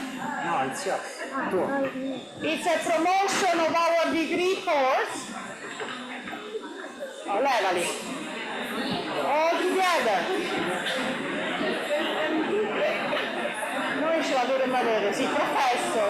Facciamo proprio. Bravi, questo lato, quello dietro, medical doctor. Ok.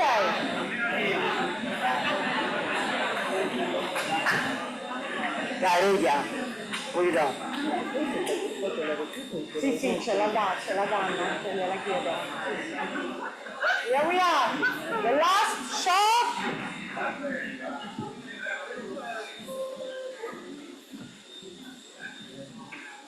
Okay. Congratulations again.